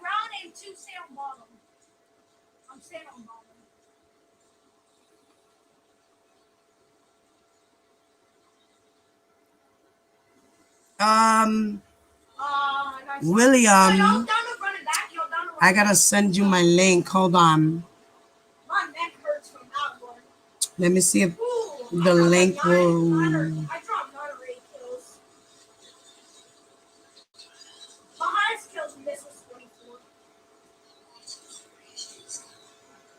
Okay, what's going on here? I think I got the most kills out of all of us. What happened? You didn't do it? Because whoever gets shot first in the helicopter was the MVP. Hold on, William. I'm gonna send you the link now. I'm trying. I don't know why it's not. Okay, it's so weird. Okay. It's done.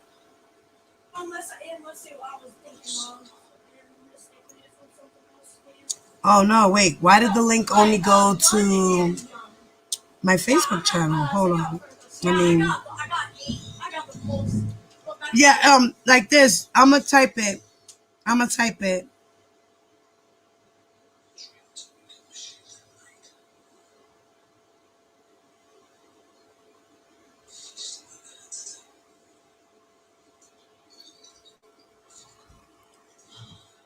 Do you see my comment, William? It's Diva Divine Light.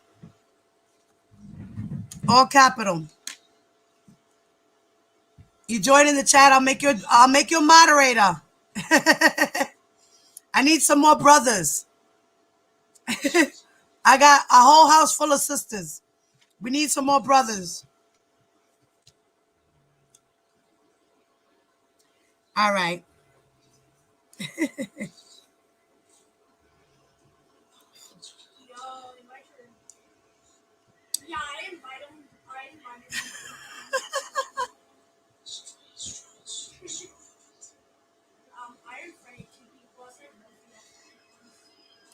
Angie said, what? When a woman is fed up, she buys bullets.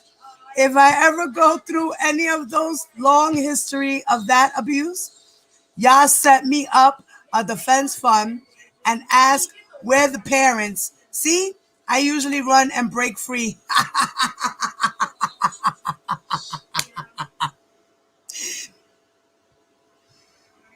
Okay, guys, come over to YouTube, guys.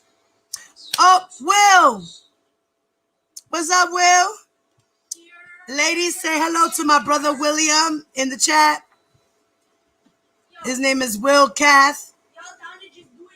I'm going to make you a moderator right now, boo. Boom. Type again in the chat, Will. So you can see your name highlighted in the blue with a little wrench. Yo, That means when these dumbass, bum-ass dudes come over here to try to fuck with me, I can have one of my brothers here to fuck with them right back. You feel me? Yeah.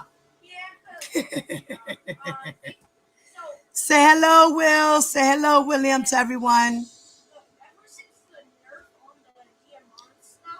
William, say hello to the ladies so I can see your name highlighted.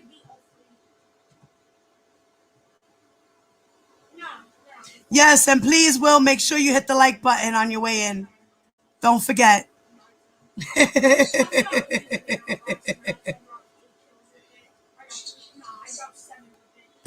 Will, type something, brother. All right. So I was saying, guys, that was the prologue. Now is the introduction. Should I read the introduction or should I just go straight into chapter 1? Let me know, guys. Danny, where you at, Danny? Jump in the chat, Danny.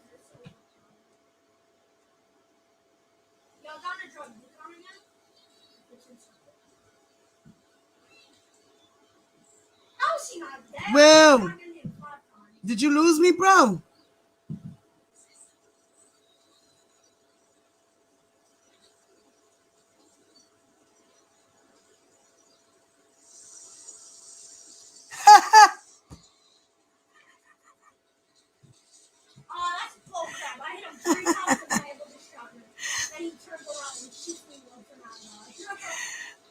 My people, that's my brother. I've known him since the 4th grade, yo.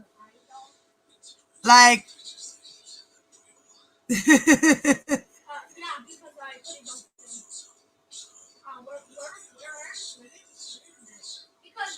yeah, exactly. I'm passionate.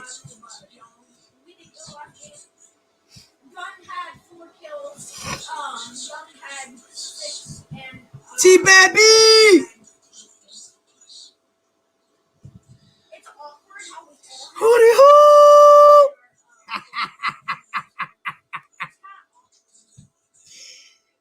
All right. Will, you are officially part of the moderator Wrench Gang crew over here. So, guys, what should I do? Should I read this introduction or should I just go straight to the chapter? First chapter, chapter 1 is called I Wish.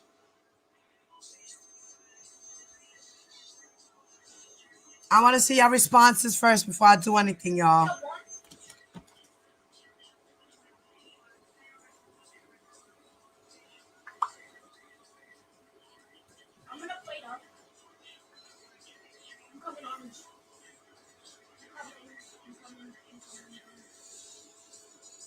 All right, so we're going to go straight to chapter 1. Got it. Let's go. Okay. All right. Okay, ladies. Yeah, chapter 1. Okay. Chapter 1. I Wish. Architecture, racism, and even good intentions have conspired to create poverty in Chicago's housing projects. Some 95% of CHA residents are on some kind of public assistance, compared with roughly 25% in New York. Predictably, CHA buildings are magnets for drugs and crime.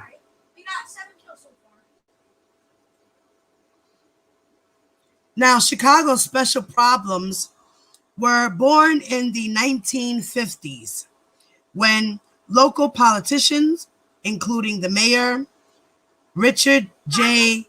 Daley, began to use public housing to segregate the city's rapidly growing Black population. Meanwhile, city builders had become enamored of les Corbusier's vision of urban buildings as islands in the sky. The result was hulking high rises in poor black neighborhoods, the worst of which is an uninterrupted 4-mile stretch of public housing in the city's south side. Out of all this came a musical genius, a musician beyond beautiful. Samara! What's up, mama? Push here, I guess. Yo, on me. Crack him. He's cracked on me. Right in front of me. Phoenix, what's up, baby? He's playing right now. Yo, Gunner, you can come get me. I see you, Will. Come to the press. Good job, yo.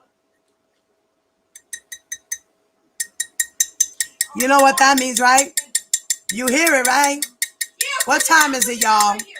Put it in the chat if you know what time it is. You're good at red. Y'all know what time it is when y'all hear that clinking, right? Who killed? Y'all know. Y'all know. What time? Y'all know. I'm plating. There's one more coming around. Now, Robert L. Kelly, There's one more. Robert S. Kelly. Crack him. He reached. Someone else is dropping over You there. got that right, wifey. That's right. Press him and someone's covering him. R.S. Kelly was born on January 8th, who just had a birthday, We got 15 right now, y'all. Damn. in 1967. Girl, yes, I am. Yo, we straight now. I told His y'all. family settled in the Hyde Park I'm plating. Where is he? section of the south side of Chicago, Where? Illinois, when Kelly was still an infant. The third of 4 children, including 2 brothers, Crack one. Carrie Crack one. and Down Bruce, two. Down two. and a sister, Where's one more? Teresa. We're both down. It's up to you, brother. There's 2 more. 2 more in front of us. 2 more in front of us. They're both in front of us, Okay. and, they're both- Teresa.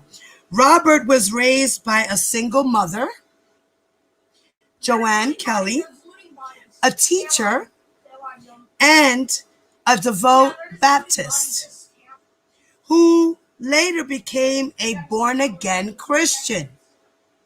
By the time Young we- Robert just- first lived with his family in the housing projects on 63rd Street before moving to a small house at 107th Street and Parnell Avenue on Chicago's South Side. I'm grabbing him now. Kelly grew up like many of America's inner city African Americans, without a father for the majority of his childhood. Kelly has not commented much on his childhood, other than to categorize it as rough. But it got me mentally to where I am today.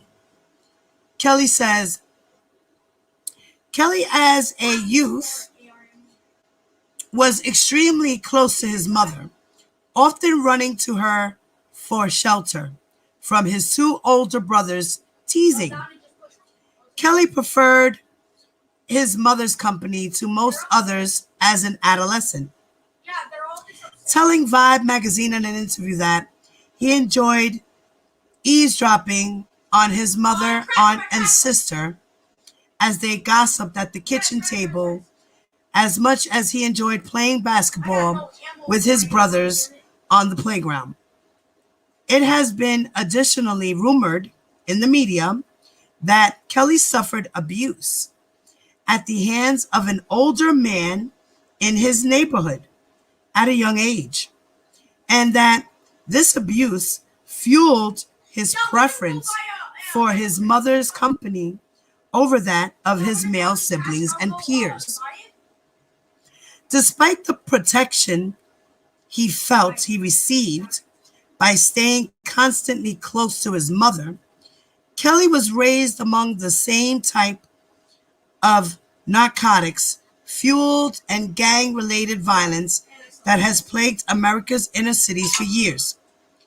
Kelly has often told in interviews of one of his earliest exposures to the more savage side of the urban jungle in which he was reared, involving his being shot at the age of 13 while trying to resist the attempts of several thugs to steal his Huffy bicycle outside of the notorious Ida B. Wells housing project development. Sadly, it has been reported since that his mother, Joanne, told a close acquaintance on her deathbed that her beloved son had fabricated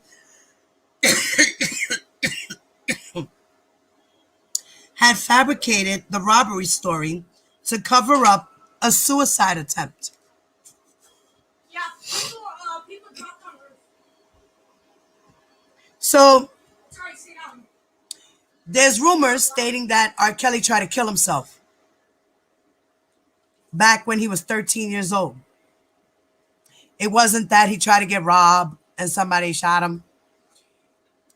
According to rumors, that wasn't really what happened. According to his mother, on her deathbed, she said Where? that he tried to kill himself. Tag one, I tagged one. Yo, in front of me, down one. So, Yeah, we're getting sniped at. what was I? I lost my spot. Damn it. Okay. Yeah, go kill yourself. Okay. No matter the circumstance behind the shooting, in the end, Kelly lost a piece of his innocence that was traded for a bullet fragment that still resides lodged in his shoulder to this day. As his high school music teacher and mentor at the Kenwood Academy, Lena McLin recalled the state of the Kelly home during Robert's childhood. The degree of poverty that he was reared in was frightening. It was bare. One table, two chairs. There was no father there. I knew that. And they had very little. Kelly copped via the same, Kelly coped via the same refuge as many of Joshua. Via the same refuge as many of America's inner city African American males playing basketball, initially envisioning basketball as his escape from the poverty of his childhood. Kelly honed his skills on the same courts that produced such NBA greats as Washington Wizards star Juan Howard and Miami Heat star Tim Hardaway, whose father was the playground basketball legend Donald Hardaway. As Juan Howard described his upbringing on the same streets and courts as Kelly. It was his dream of going pro in the NBA that helped him survive his impoverished childhood, such that some would look at my childhood and say, that kid doesn't stand a chance. I was poor and wasn't raised by two loving parents. Fortunately for Kelly, he had a pair of guardian angels watching over his life direction. One being his mother, the other being Lena McLin. While it wasn't until high school that Kelly would discover the depth of his talent for music, Much of the roots of his sound's influence can be traced to his home life. His mother raised Kelly in a spiritual house filled with the God-fearing soul and rhythm and blues sounds of artists including Stevie Wonder, Marvin Gaye, the Isley Brothers, and Donny Hathaway, all of whose influence would hold resonance for Kelly in the adolescence that would follow, and out of which he would develop in his own erotic, gospel-laced R&B sound.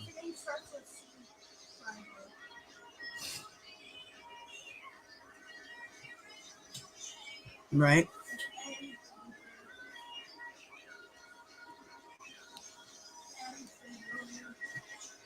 If Kelly's mother had laid the foundations of his interest in music and birth of his talent by raising him in a melodious home, it was his music teacher at Kenwood Academy, Lena McLean, whom he has referred to as my second mother,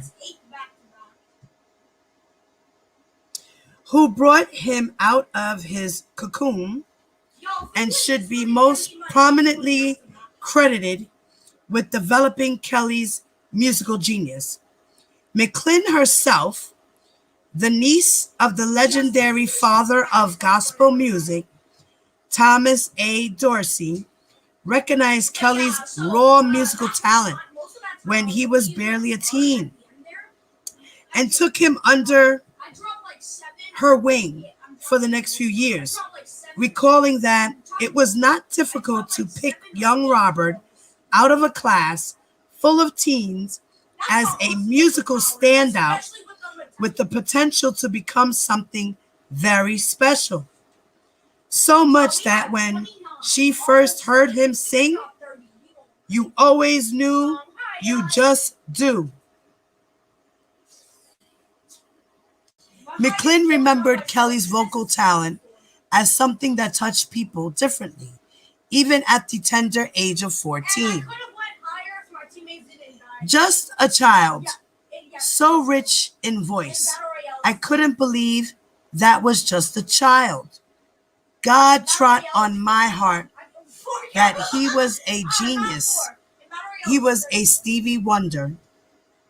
McLean believed so thoroughly in Kelly's musical potential that she felt its importance and his subsequent need to focus exclusively on it clearly outweighed that of Robert's passion for basketball, such that she had him bounced off the team. As McLean mentored Kelly, she got to know him more and more personally, wherein she described his personality during this crucial period of adolescence as respectful and shy sometimes. He was not the troublemaker. McLean taught her students in bel canto, an operatic style of singing, which emphasized, I can never say that word right, an eventness of tone and vocal precision. According to the instructor, Kelly also received a thorough education in the fundamentals of music theory, which included music history, theory, piano, choir, and opera workshop, jazz workshop. Robert took it all. While young Robert was initially shy to his talents, McLean took it upon herself to coax him out of the shadow of his own insecurity by factoring the inspiration of religion into Kelly's motivation toward being outwardly pursuant of his musical abilities. Again, reinforcing the roots of his fusion of gospel themes into his erotic R&B sound. As McLin recalled, if Robert was at first ashamed of himself musically, I'd make him stand in front of the mirror. I asked him, do you think God made a mistake? He could have made you a roach. Lord, did she really say that to him? Really? My thing is, Miss McLean, I have a problem. I have a problem with you, Miss McLean. You know, you love this boy so much, right? Supposedly, allegedly, he has dyslexia, right? Now, if he had dyslexia, now there's rumors going around that that was a lie. So, if he had dyslexia, why the fuck did you not help him? Can you answer that question, lady? Why didn't she help him? That's a good question. His mother, who was a whole teacher, didn't help him. So, I don't know. For me, there's a lot of things funny that go on in this guy's life. There's a lot of covering up, lying, persuasion, coercion, all types of things going on in this kid's life. From child to kid to teen to adult to old man. It's sad.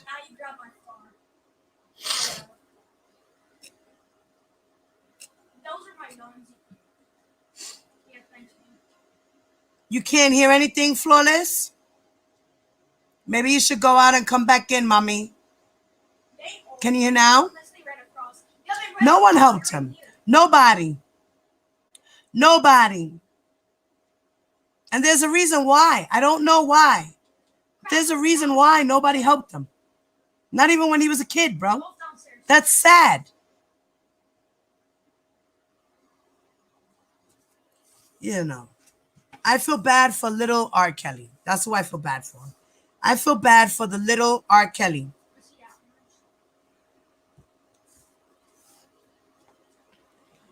Now, Kelly became bolder with his music talent as the years went on. His turning point being a year-end high school talent contest where Robert wore a suit and sunglasses and performed a stringing rendition of the Stevie Wonder classic Ribbon in the Sky. As he became more comfortable with his identity as a musician and performer, McLin took it upon herself to broaden Kelly's musical palette beyond the boundaries of her classroom, taking the student with her to a music educators conference in Austria, among other musical extracurriculars. Kelly, in looking back years later, remarked to one journalist that he regarded McLin as my pastor and my second mom. She's the lady who picked me out of 50 people in the class and told me I was going to be a big recording artist. She's everything to me. She took me under her wing in high school. She told me I would be a big star. She used to always tell me that. She really pushed me, and she's still pushing me. She told me back then I would work with Michael Jackson, and it came to be. Concerning the roots of Kelly's fetish for young girls, McLin recalls no time during which Robert displayed anything other than the professionalism of a determined talent on his way up and out of the childhood poverty that surrounded him. In short, as McLin saw it, Kelly was all business while in the classroom. I don't know what he did outside of school, but in the school, there was no hanky panky. Dropping down. Crack them. She said there's no hanky panky. The hell? What's up, Monique? I killed one. Um, One of them's down on the staircase. Crazy. Self-resin. this lady's crazy.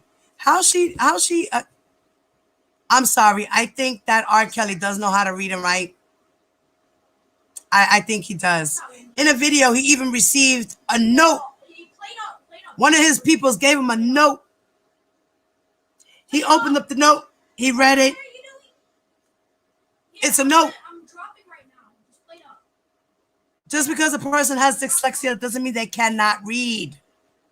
When you're playing it. He just might have some problems with certain words and stuff like that. That doesn't mean you can't read.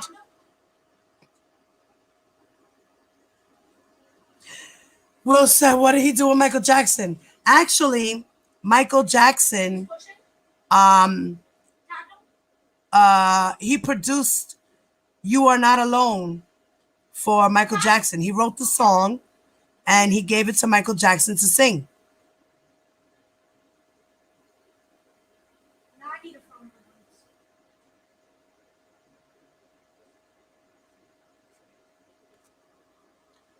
phone. Okay. Though Kelly would never graduate from the Kenwood Academy, largely due to poor grades in most academic subjects outside of music, he had become an accomplished classical pianist and had developed a refined vocal range that allowed him to alternate easily from baritone to alto. Additionally, Kelly had composed upward of 500 songs of his own.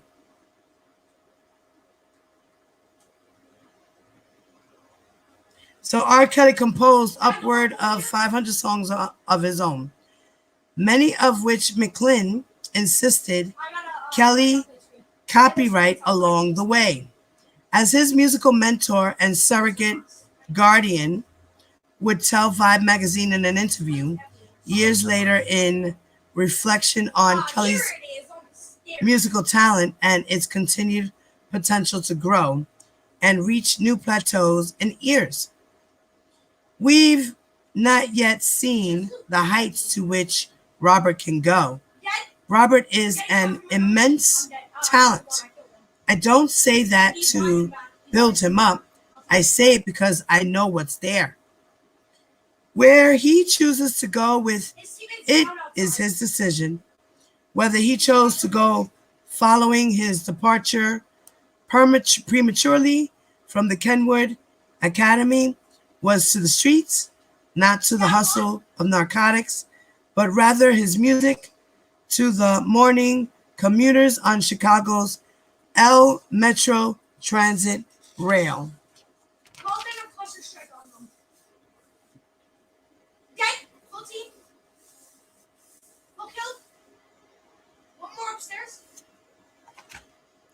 Looking back on Kelly's impoverished childhood, one can't help but feel a measure of sympathy for the embattled R&B star.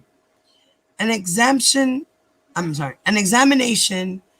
of one of Kelly's ballads, I Wish, recorded in honor of his mother following her death, reveals a man in deep personal turmoil over his childhood, still coming to grips with its pain in the midst of an appreciation for the woman whose love helped see him through to this point. As revealed in the song's lyrics, Kelly not only reaches upward toward his mother, but also out to his estranged sister and to a deceased childhood friend whose death Kelly is still mourning. Yeah, because he left, so I thought he had to go. Because he said he got to I don't remember that. go, so I thought he got to go. He put a picture up of his sister. and his mother and his friend. Yo, that was. I gotta watch that video again. Bro. I don't remember that. That was. That was insane. If I killed them there, I killed 3 of them. That was the last team too. Why does he keep leaving?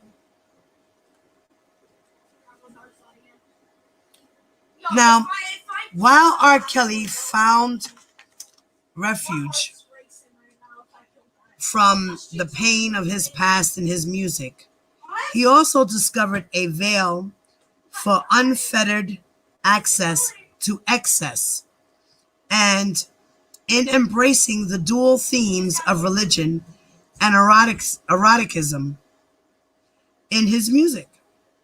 Kelly created a natural paradox within his public persona and arguably within himself. While he managed a bit of introspection on the latter 10 years into his career, for the first decade, Kelly would make a name for himself as an R&B's most prolific purveyor of sexual pop anthems, representing to R&B in the 1990s what Prince had been to what Prince had been to the 1980s, as captured in terms of its true intent in a review at NME.com. Kelly's I Wish, released in 2000, offered listeners his most revealing glimpse into what was still unresolved within R. Kelly's past, and most importantly, possibly what he intended to work toward through his music in the future. While Kelly fights the burdens of fame on I Wish, he also speaks on the pain he endures having survived his deceased mother and his realization that leaving poverty has led to a wealthy isolation. Kelly reveals his survivor's guilt. Kelly reveals his survivor's guilt at outliving a childhood friend, all of which prove that when he shelves his obsession with opening your legs and opens his mind, then he is capable of making thought-provoking material.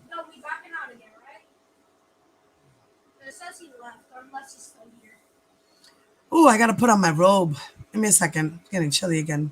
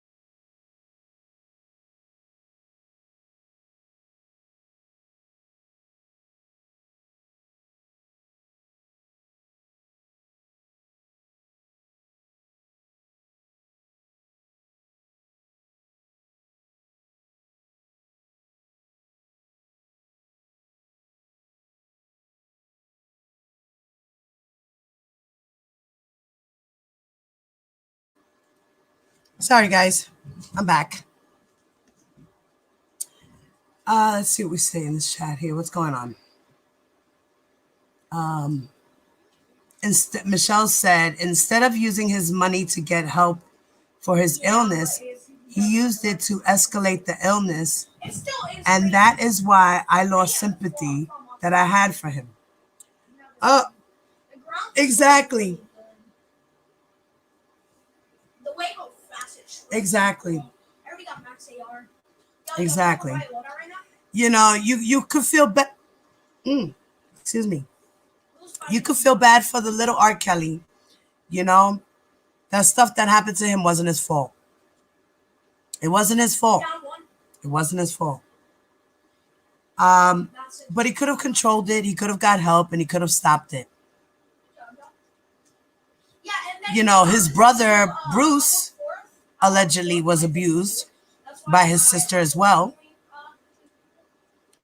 And he turned out to be okay. He didn't do the things that his brother did. But what happened was his brother got that stardom, that fame. And like I said, people were feeding his demands of narcissistic supply.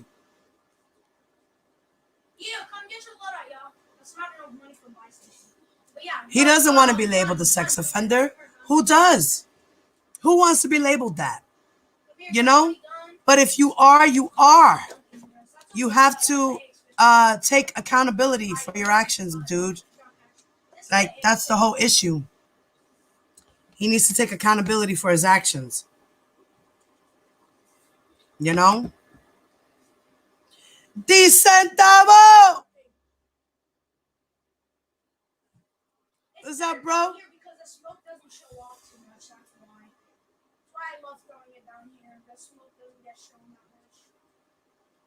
Yes, 100. Carrie supposedly was also abused by his sister as well. He said it. Not me. He said it.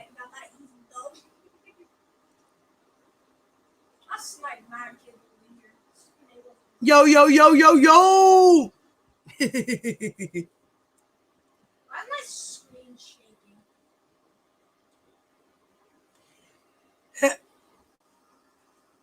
You know, Audrey, you said that he will never be able to perform again, but that's not necessarily true. I mean, for his age now, yeah, I mean, I think he should just lay low and retire and, you know what I mean? Do some venues here and there, you know, just to keep his money up. You know what I mean? I mean, he's already approaching his 60s soon. Like, you know what I mean? Like, Madonna still does her thing. That doesn't mean anything. You know what I mean? And she's much older than him. He's like, imagine what? Imagine not down. Okay. So, you know, he developed a sickness in the process. You know what I mean? Now that was his fault. You can't blame nobody else but him, because he was the one to make those right or wrong decisions, and he made wrong choices. Even though people fed his demand, he still was the man to make those choices. Yeah, both of them. Both of them were molested by Teresa, allegedly. I had a gas mask too, though. That's the thing. So how do I die quicker than he when I downed him so long ago too? I'm just jumping on the mic. You know, it's called love bombing, trauma bonding. That's what happens. Michelle said, and what's sick about it is the sister is the only one he bought a house for in the family. That's weird to me. He loves his sister even with the abuse. It's sad. Now, I have a theory about that. My theory is he could have lied about the abuse just to cover it up. And he paid his sister off to never come out to public and say anything, ever. That's why she's in hiding. That's why we don't know where she is. That's why we don't know anything about her. We haven't heard about her or anything. And that could be another reason why he bought his sister a house. So she can shut up. Shut up. That's what he wants people to do. Shut up.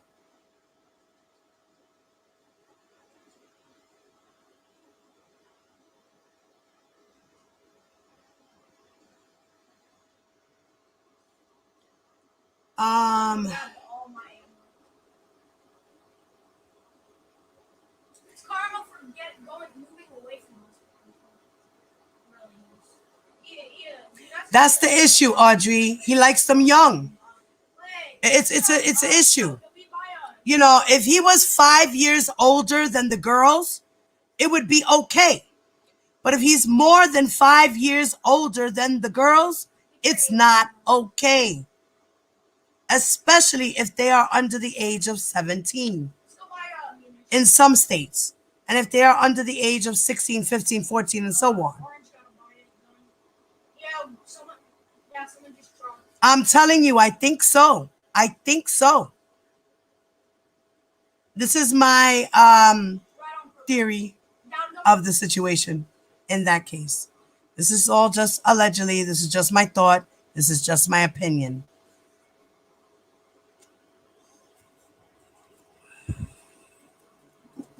She could be protecting him. She could be. You know, his brother didn't do it. So maybe he figured I'd go to my sister so that I could write this book and then say that I was abused by my sister. Because I went on an interview and I said I was abused by a family member. So I have to keep the lie up. So therefore, I'm going to go to my sister and I'm going to tell her, listen, I'm going to throw you under the bus. But look, I'm going to buy you a house and I'm going to give you all this money. And I'll continue to hook you up for the rest of your life. Because according to Lisa Van Allen in her book, she said that in the 90s, in the late 90s, he was still in touch with his sister. Even in the 2000s, he was still in touch with his sister. Aisha!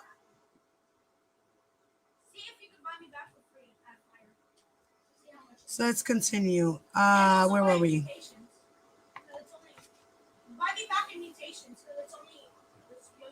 Okay.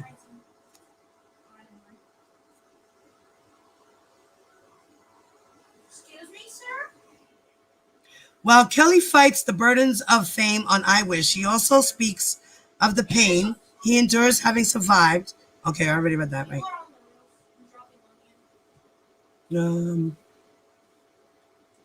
Okay. R. Kelly, 10 years earlier, was hungry for a shot at stardom and had only two things on his mind: getting to the top and finessing as many young ladies as he could on the way there.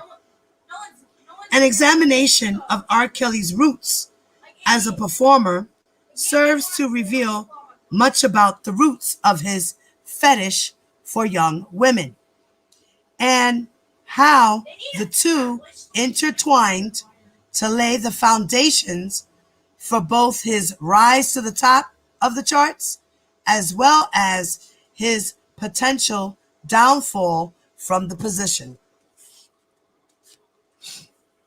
Chapter 2. Born into the 1990s.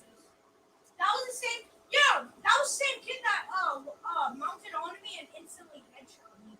That's the same kid. No. Yes, Will. The brother and R. Kelly both allegedly said that they were both abused by their older sister. Hey, GA girl. I come in, he hits me. Excuse me, sir. So now we're in chapter 2, born into the 1990s.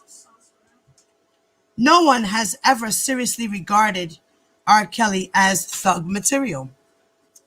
Though he grew up in the projects on the south side of Chicago, he made his name as a silky R&B sexual crooner, which given his current predicament, has caused some to classify him as a pervert, but never a thug. Nevertheless, R. Kelly did begin his music career on the streets of Chicago, not as a drug dealer or a gang member, but rather as a street musician performing first for change before droves of subway commuters beneath Chicago's L Metro line in the late 1980s. When I was remember when I was coming out of the gas and I got my lungs? He instantly headshot me and then I had to land on my gums again. I agree, Unique. He mounted on the wall. Yeah, it was very believable.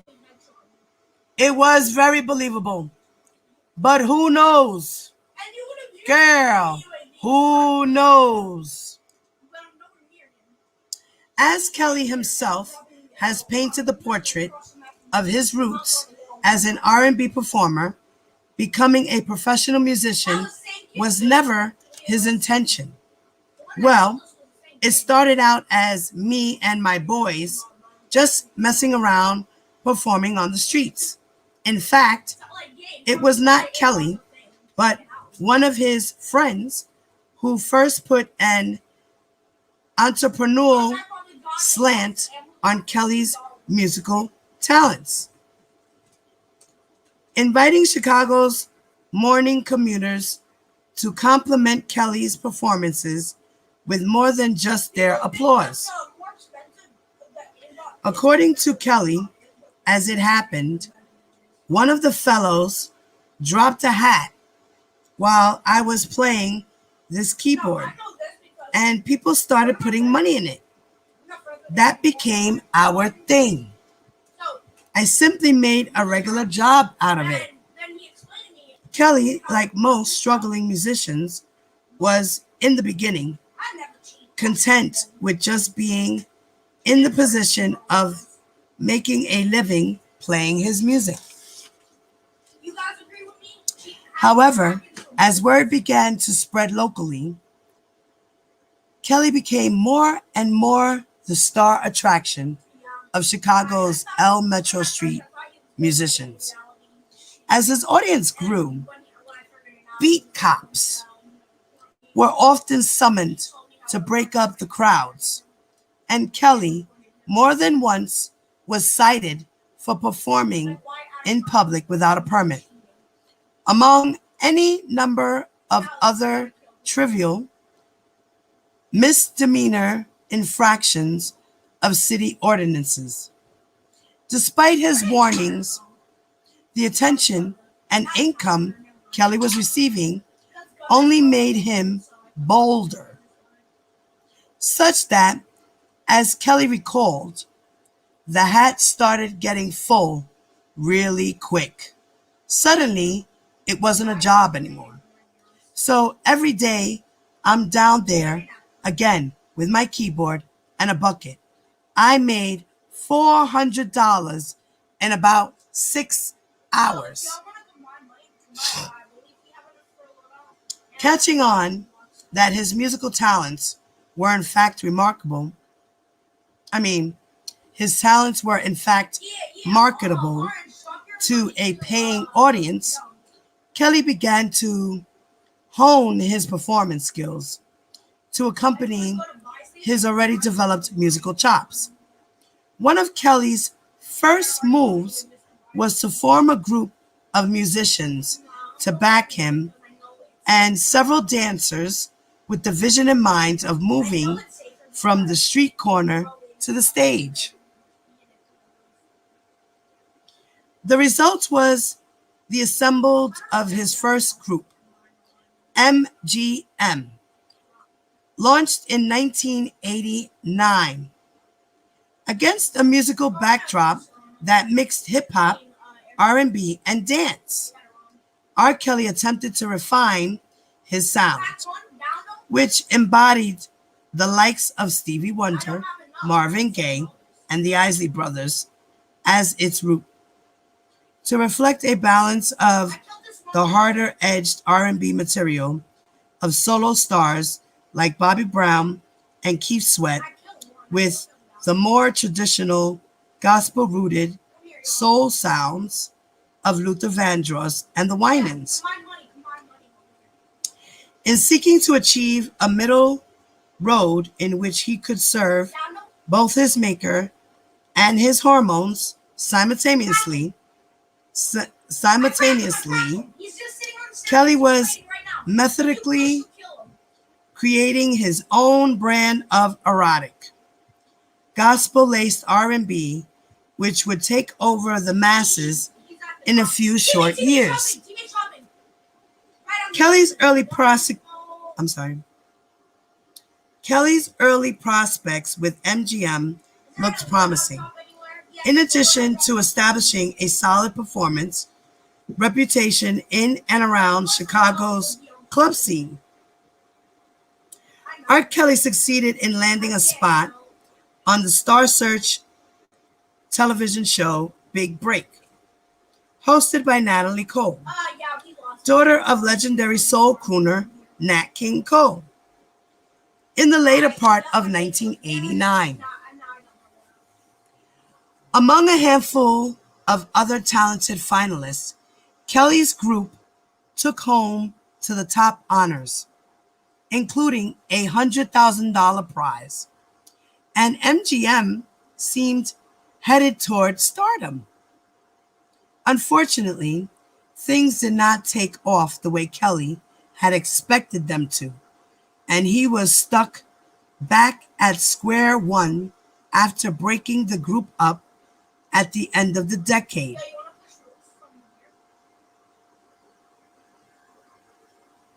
So he broke the group up, MGM,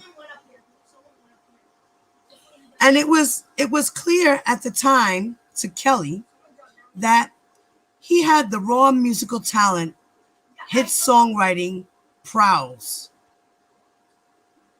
and a strong on-stage performing presence to make it. What he lacked were the right connections to properly showcase and shop his sound around to prospective label A&R executives.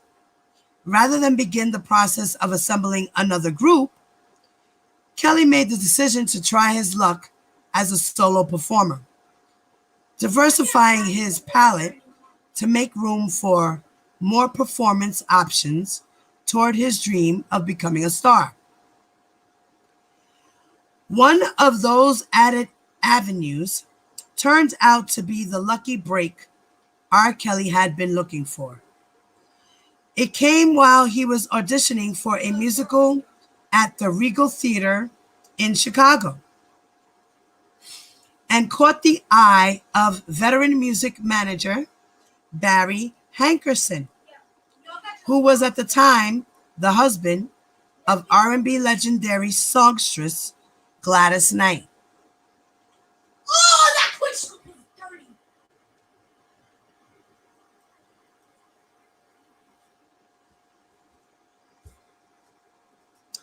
Barry Hankerson had been a presence in and around the entertainment business for years. He had worked both in a managerial capacity as president of Black Ground Enterprises and had experience as an agent, A&R executive, and as a producer. So Kelly not only caught his eye, but also his ear and his business interests, quickly signing Kelly to an exclusive management contract in 1990. In addition to his performance potential as a solo artist, Hankerson was equally as eager to invest in Kelly's abilities as a songwriter and producer, which traditionally has held a more lasting and lucrative resonance in the record business. To that end, Hankerson put Kelly to work writing and producing demos for a number of the acts Hankerson managed. In a strange twist of fate, it would be his manager who would introduce Kelly to his first bride a short 3 years later, when the new hot crooner / producer was brought in to work on a demo for Hankerson's niece, Aaliyah, managed under Hankerson's Background Enterprises umbrella along Kelly.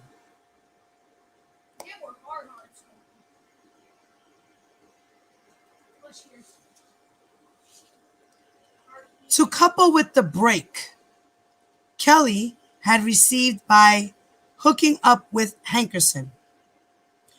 The same year, in the summer of 1990, R. Kelly would catch the biggest break of his career when he performed impromptu for guests at a friend's barbecue, one of whom happened to include Jive Records A&R executive and talent scout Wayne Williams.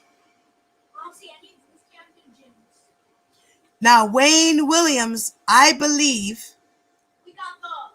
is related to Michael Williams, who was indicted on intimidation of a witness to the R. Kelly case.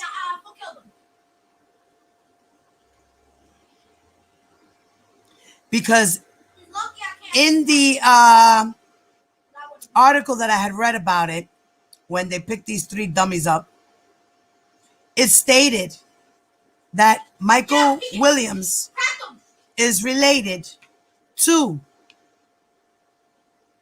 a person who used to be R. Kelly's A&R person,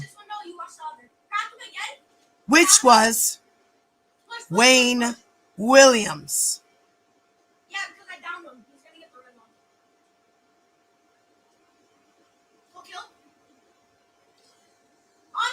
Okay. In the classic tradition of being in the right place at the right time, much like Sony's president Tommy Mottola's instinctual decision to sign Mariah Carey only an hour after meeting her at a party and hearing her demo tape, Williams made a similar decision in nature by giving Kelly as much as a verbal record deal on the spot. Give me 1 second, guys.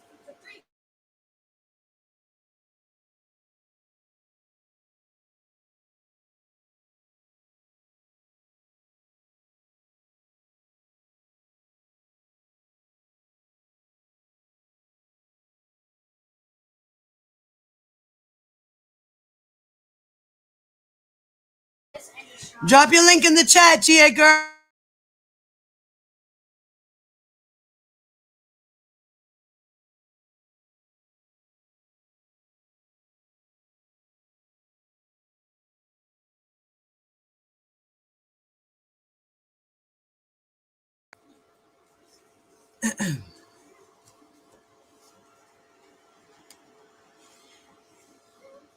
When Hankerson was later brought in to negotiate the finer points, including setting Kelly up with his own publishing company on the outset of the deal, in which Hankerson, of course, had a financial interest, and all the ink had dried. Jive Records would be the cocoon out of which one of the biggest R&B stars of the 1990s would soon thereafter hatch. As Williams recalled his first encounter with Kelly's silky smooth voice, and charismatic presence as a performer, he knew he had struck gold before Kelly's first single would ever hit that mark on its way to platinum. He was singing original material and he had dance steps to match. You had to be impressed. In was the dawn of a new decade and a new sound referred to as New Jack Swing. You're welcome, J Girl. Which embodied punchy, street-savvy beats with sexually energetic melodies and poppy choruses floored the streets. While the tempo typically favored racier numbers in the vein of Belle Biv DeVoe's Poison and Bobby Brown's Teddy Riley's produced Gangsta Love formula best captured in edgy top 10 hits like My Prerogative. The early 1990s version of top 40 friendly R&B also allowed room for slower dance numbers by artists like Keith Sweat, Ralph Tresvant, and Johnny Gill, as well as 4-part harmonies by a new brand of groups emerging, including Guy, Jodeci, and Boyz II Men. A&R executives from established R&B oriented labels like Jive Records, Uptown Entertainment, and Tommy Boy Records were on the lookout like vultures for new meat, viewing the next wave of prospective R&B sex symbols through the same eyes as the millions of teenage girls they hoped to sell this new generation of New Jack superstars to. Out of this new sound, which blended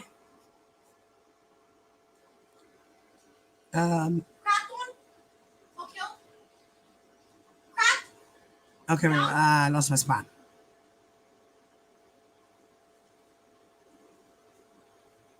Okay, out of this new sound, which blended soulful vocals with hip-hop rhythm tracks, all the while staying true to a R&B soul foundation. R. Kelly's next attempt at group success, Public Announcement, was born. Following the fold of MGM, R. Kelly had regrouped, focused on further honing and establishing his credentials as a solo artist, and in the process as a songwriter and producer. Though Kelly had signed officially with Jive Records in the late 1990s, it would be a full year and a half before his first album, Born into the 90s, would be released in 1992. However, there was no downtime during that period, nor was Kelly working solely on his own debut. Instead, he was building capital with his new label as a producer for some of Jive Records and its subsidiary labels' biggest hits in the early part of the decade. Among Kelly's other early hits in the course of collaborating with other artists, he achieved chart success with High Five, whose #1 single, Quality Time, that R. Kelly co-wrote and produced. As Kelly's career resume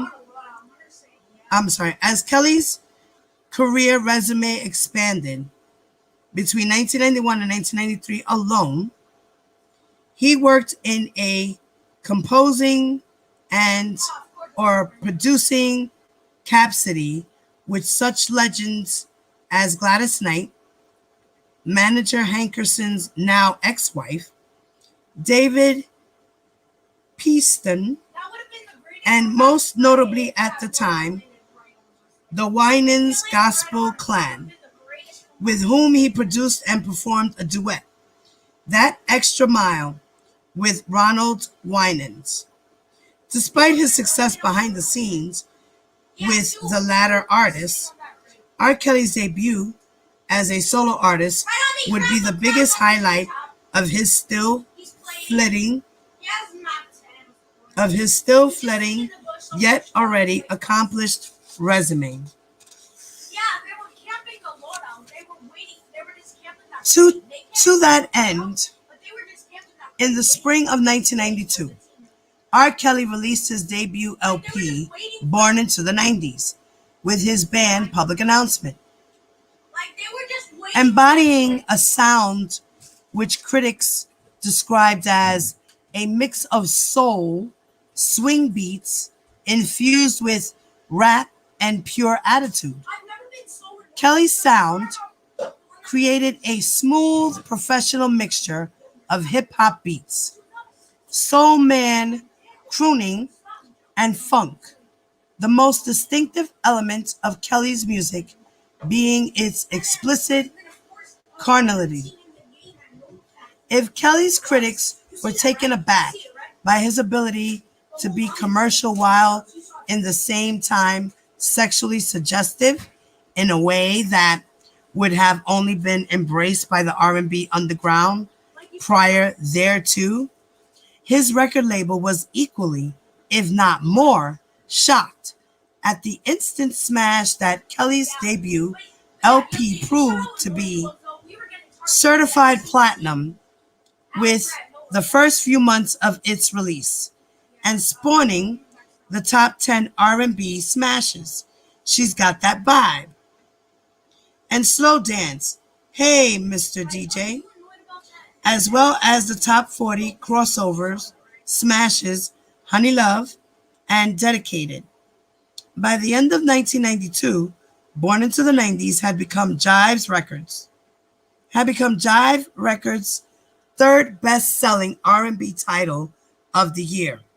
Though Kelly's career was taking off at the time, he remained extremely humble in his personal life, living in a one-bedroom, high-rise apartment, indulging himself only in a gold Toyota Land Cruiser, and joking to one journalist at the time that I'm more experienced at not having money, I'm better at not handling it. Wow! You heard what he said?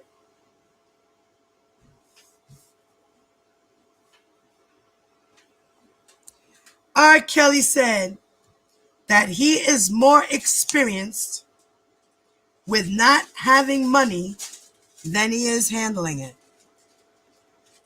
Wow. Matter of fact, Derek DeCentavo, are you still in here? William, are you still in here, Willie? Jump out in the chat real quick, guys.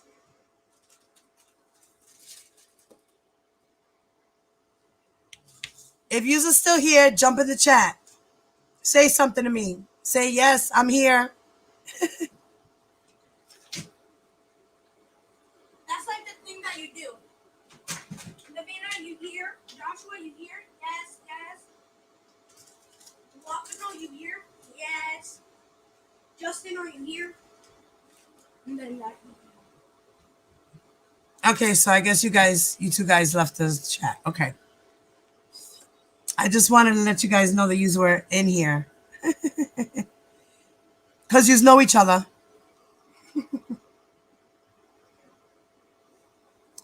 Okay.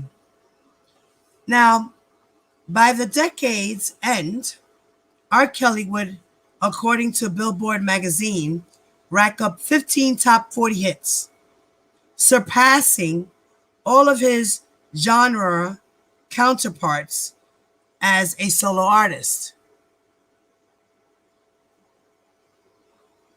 Moreover, Kelly ended up. Oh, I did read that. Oh, so long. Moreover, Kelly ended up in the top 10, racking up 8 top 10 smashes in Billboard's top 200 list. Perhaps even more impressive, his sole collaborative composer and producer with other artists would expand outside of his R&B genre, reflecting the diversity of R. Kelly's talents. As he crafted hits for many of the world's biggest pop stars, including Michael Jackson, Celine Dion, Notorious Big, Puffy, Janet Jackson, Toni Braxton, Mary J. Blige, Nas, Maxwell, Kirk Franklin, and Casey and JoJo. It was Kelly's aforementioned knack for generating cross-genre hits that would first bring him into contact in 1992 with his most personally invested collaboration with his manager, Barry Hankerson's niece, Aaliyah. The chemistry between the two extended almost immediately beyond the professional level as they secretly married in August of 1994. This would serve as the first public evidence of Kelly's tendency toward and involvement with underage women, and act as a forecast for a pattern of abusive indulgence and subsequent trouble that would result for Kelly as his career skyrocketed in the first half of the 1990s.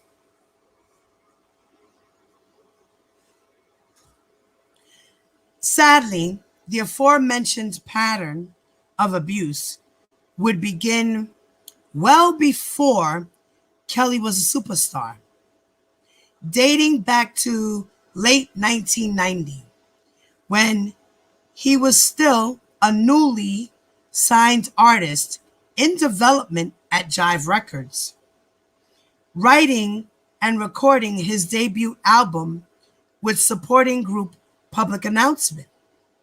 As part of R. Kelly's image building as an up-and-coming R&B star, it was important to the singer from the early stages to reflect what was in essence a genuine social conscience, to give back to the inner city communities which had helped to mold him. Sadly, beneath the veil of a charitable agenda, he was simultaneously laying the groundwork for what would eventually become Kelly's dangerously reckless routine of seducing underage women who looked up to the R&B star as a mentor.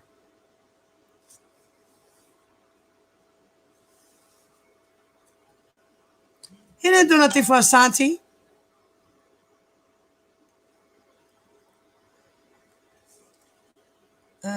Okay. While Kelly would abuse his position with impressionable teens time and again to indulge his sexual fantasies, he did commit himself to a fairly regular schedule of volunteer appearances and activities involving young children who came from the same impoverished inner city circumstances and upbringing as he had, in the hopes of somehow inspiring or encouraging their eventual growth out of that predicament. Toward that end, Kelly visited his alma mater, the Kenwood Academy in Hyde Park, during 1991 to speak before the class of his beloved former music instructor, Lena McLin. It was in the course of that visit that Kelly met freshman choir girl Tiffany Hawkins, who was at the time 14 years old. So, he met Tiffany Hawkins while giving a little speech to Miss McLean's class, and she was in the class. That's how he met Tiffany. And she was 14 years old at the time. So that means she was what? In the 8th grade?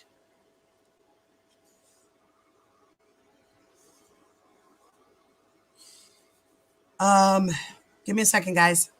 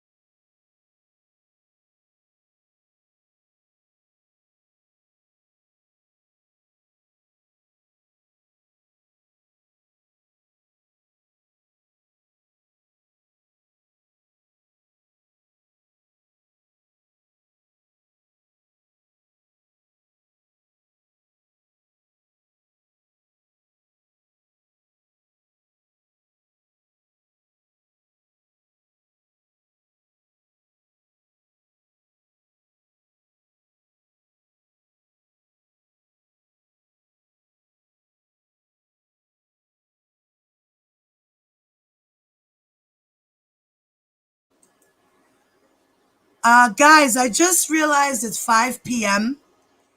and I have to do my motherly duty and cook dinner. I have to cook dinner, guys. So,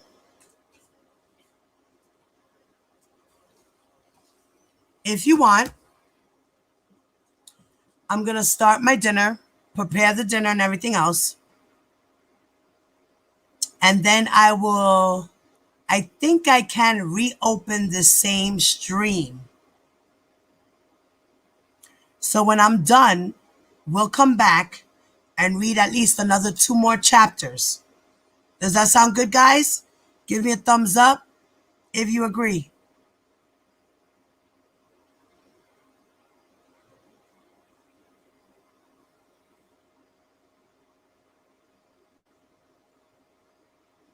You guys want me to come back later, or should I just set it up for tomorrow?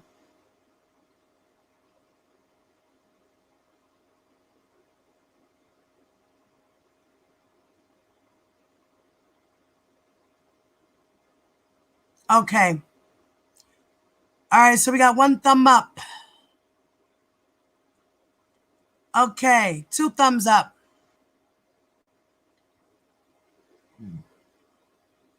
All right, 3. Come on, guys. Give me those votes. Give me those votes. Let me know. There's only 3 of y'all. I don't want to come here, come back, and there's only 3 of y'all.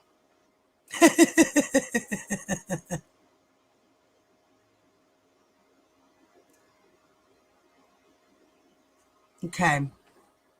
All right, guys. So please, whatever you guys do, do not forget. Do not forget to hit those like buttons on your way out. If you didn't already, hit those like buttons, ladies. And I will reschedule this later. Thanks for coming. I appreciate y'all. And for those who are new to my channel, please make sure you subscribe. Next to the subscribe button, hit the bell and hit it on all so you can get all my videos and lives as I upload them. And thank you once again, ladies, for stopping by. This was real. Y'all already know. And Diva, the Divine Light, is out.